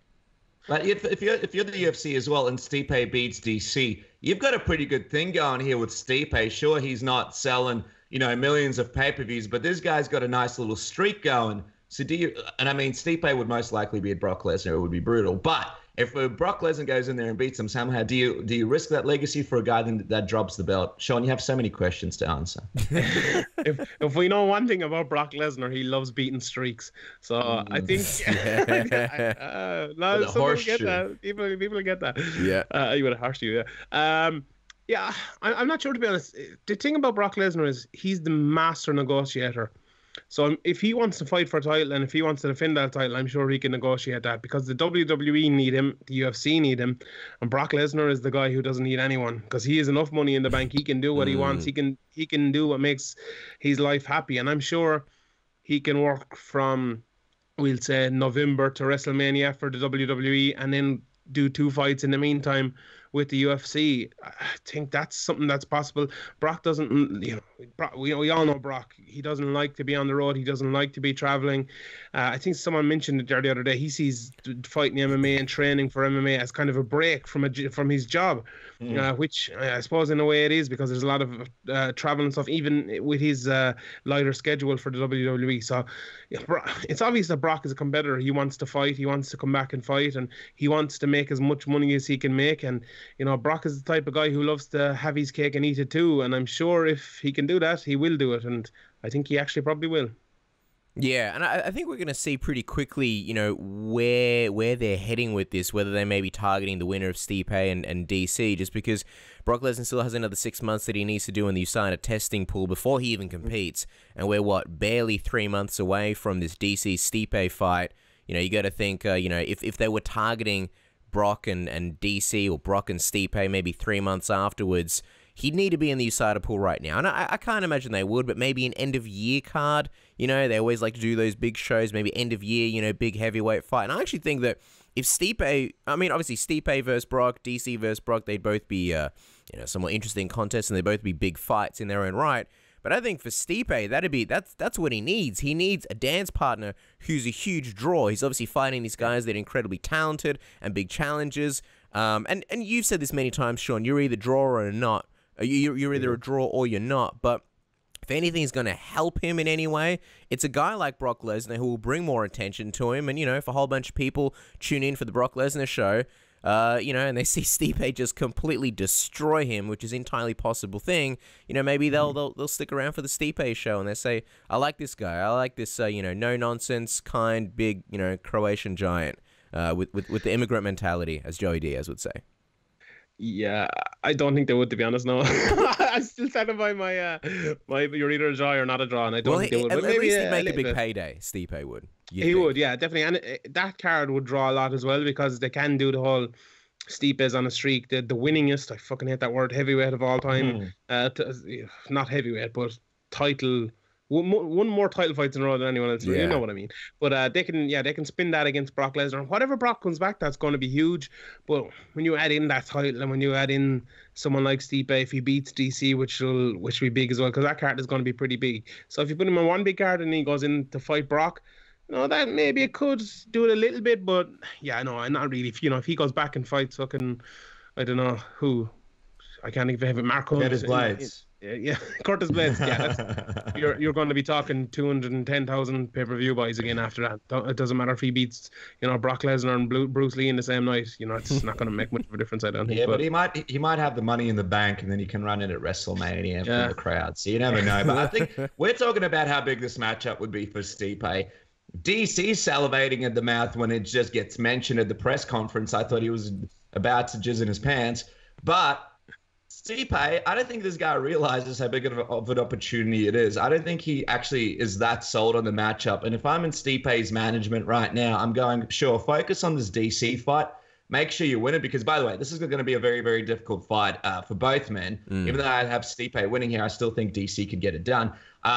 But this Brock Lesnar match, this is our golden ticket right here. And I think Stipe needs to understand that. And if he beats DC, he needs to be vocal about it, because this could be, like you guys mentioned, this is probably the biggest fight that's going to come his way for a really, really long time. I mean, you're looking at the rankings. Maybe if Curtis Blades beats Alistair Overeem, he can get up there. What, he's going to fight Volkov? I don't have anything against Volkov, but that's not going to be like the level of a Brock Lesnar fight. So this could be the biggest fight that he gets for a long time, especially considering how the rankings are. So it'd be interesting to see if he pipes up a little bit and maybe says how Brock Lesnar needs to bring a pillow, or someone needs to bring a pillow, or something about an Xbox. I don't know. You know how he trash talks. It's subtle, but it's there.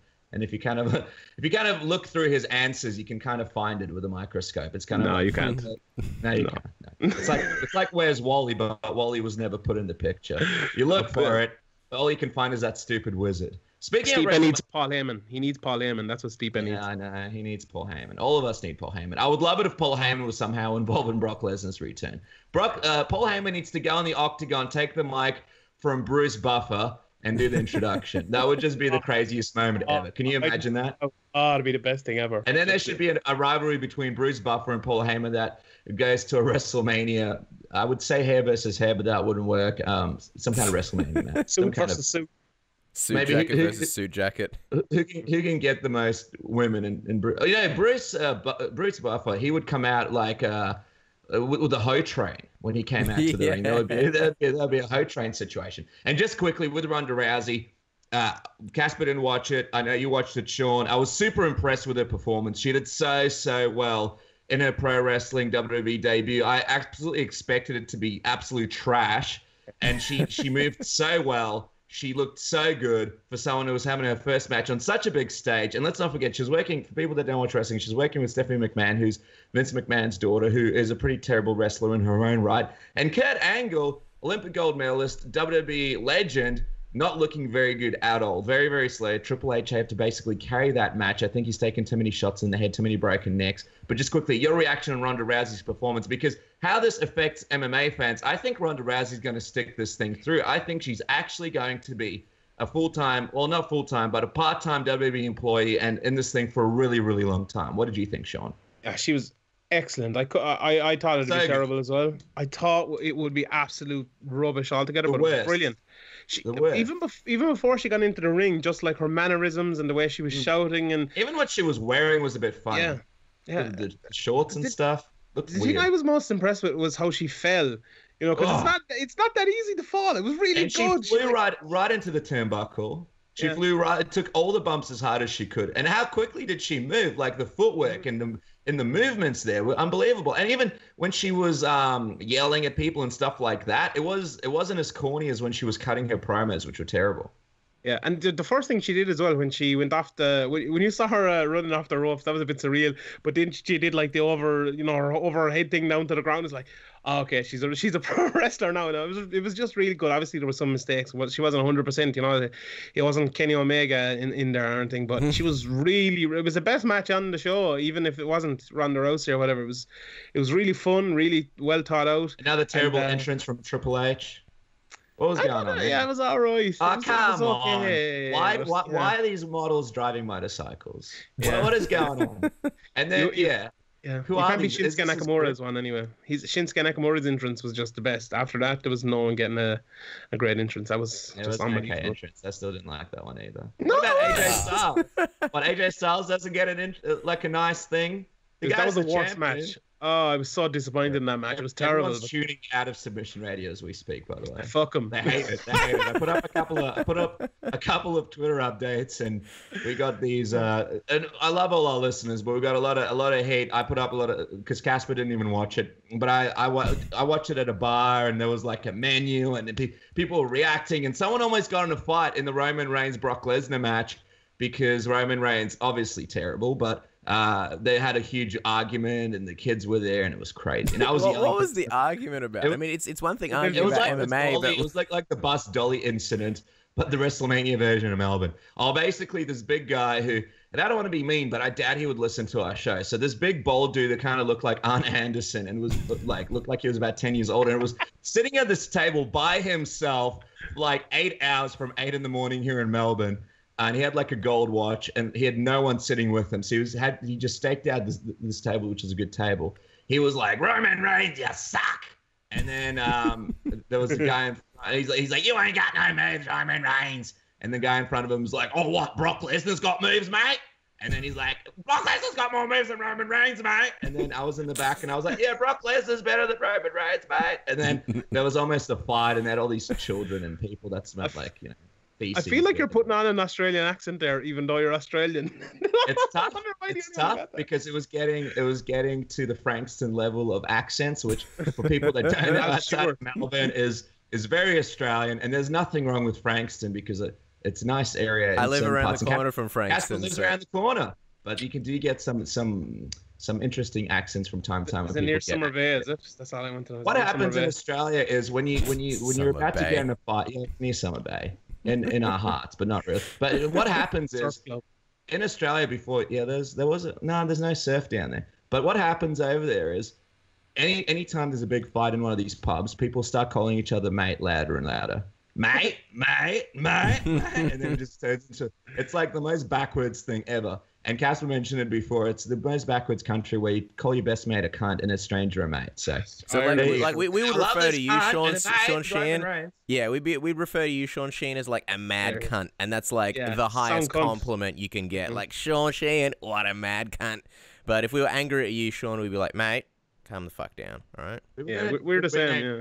We were going to do a show with you, me, and Casper, and just call us podcast cunts with a Z at the end. But apparently, SB Nation and Southern Cross Australia aren't keen on it. Unbelievable. So bring it to Severe MMA. We don't give a fuck. We'll do it. Yeah, you guys don't give a fuck. Just quickly, as we do wrap up, Sean, I want to mention, obviously, there's a lot of fun stuff happening at Severe MMA. You guys have a lot of extra content happening right now. How can people tune into it? How can they check it out? How can they be a part of it? Patreon.com, patreon.com/Severe MMA podcast. We're doing a shitload of stuff. I think we did 23 posts in the first 2 weeks, so there's loads of stuff over there. We've obviously the hour-and-a-half long podcast, which is free for everyone every Sunday night in Ireland anyway. So it's what, Monday during the day in Australia, or is it the day before? I don't know. But it is Monday. I do like an extra piece in, usually like 15 minutes on questions. So it's $5 American to sign up. So however that much is like €4.13, and there's a €10 and a $20 or a $10 and a $20 subscription price as well. If you sign up for the $20, we'll do a 15-minute podcast on anything you want for your once a month, every month. So if you sign up for that, but $5, everyone sign up. I think it's pretty good. You probably get you get the big hour-and-a-half long podcast a week, and you probably get 3 or 4 other ones. So it's like 10 hours of content a month for a $5, so it's not too bad. Patreon.com. So it could be any topic. Have you guys done any? Yeah. We did them. Yeah, we actually I'm going to do one right after we finish this on USADA and USADA in the UFC. We did one on a fun topic. I thought it'd be something wild. Like roller coasters in North America or something like that. Somebody was giving us, do you know that Johnny Gargano wrestling match against Andrade Cien Almas? They were like commented over that for 15 minutes. We're like, okay, we'll do that. And then he's like, no, I want to do something else. And he never got back to us. So hopefully we'll do that. But we did other things like looking ahead to UFC Liverpool. We did one about UFC Dublin. Obviously, that's not happening now. What else do we do? There's loads of them anyway. Go over there. You'll see them all. And if you sign up now, you can see all the old things. I think there's literally like 50 posts there already. So there's plenty of content to look at over there. That's exciting. I'm going to go and I'm going to pay and I'm going to get you guys to talk about the most craziest things ever. I like that. Rank the top people at Severe MMA from worst to best. Me and Graham talk about ourselves. Sean Sheehan is a great guy. Sean Sheehan, number 1. Awesome. Guys, make sure to check that out. Make sure to listen to Severe MMA. A lot of Australian listeners love Severe MMA. It's a really good show. Good to see you guys doing so much content while we put out 1 episode a week. Say what? We did a reaction show though. That's not like us. That's pretty good. And we were going to do a post show, but it didn't quite work out. And make sure to follow Sean on Twitter, of course, and of course Severe MMA at Severe MMA on Twitter. His great work, and at Severe MMA Pod as well, and his great work on Sherdog.com. And a big thank you to everybody who joined us on the show: Jimmie Rivera, Luke Rockhold, AnnMaria De Mars, Stephen Thompson. You guys, thanks for jumping on. Thanks for joining in. Thanks for checking it out. A lot of fun this week. Obviously, Sean Sheehan, a legend in the industry. We'll be back next week. Have a great week, guys.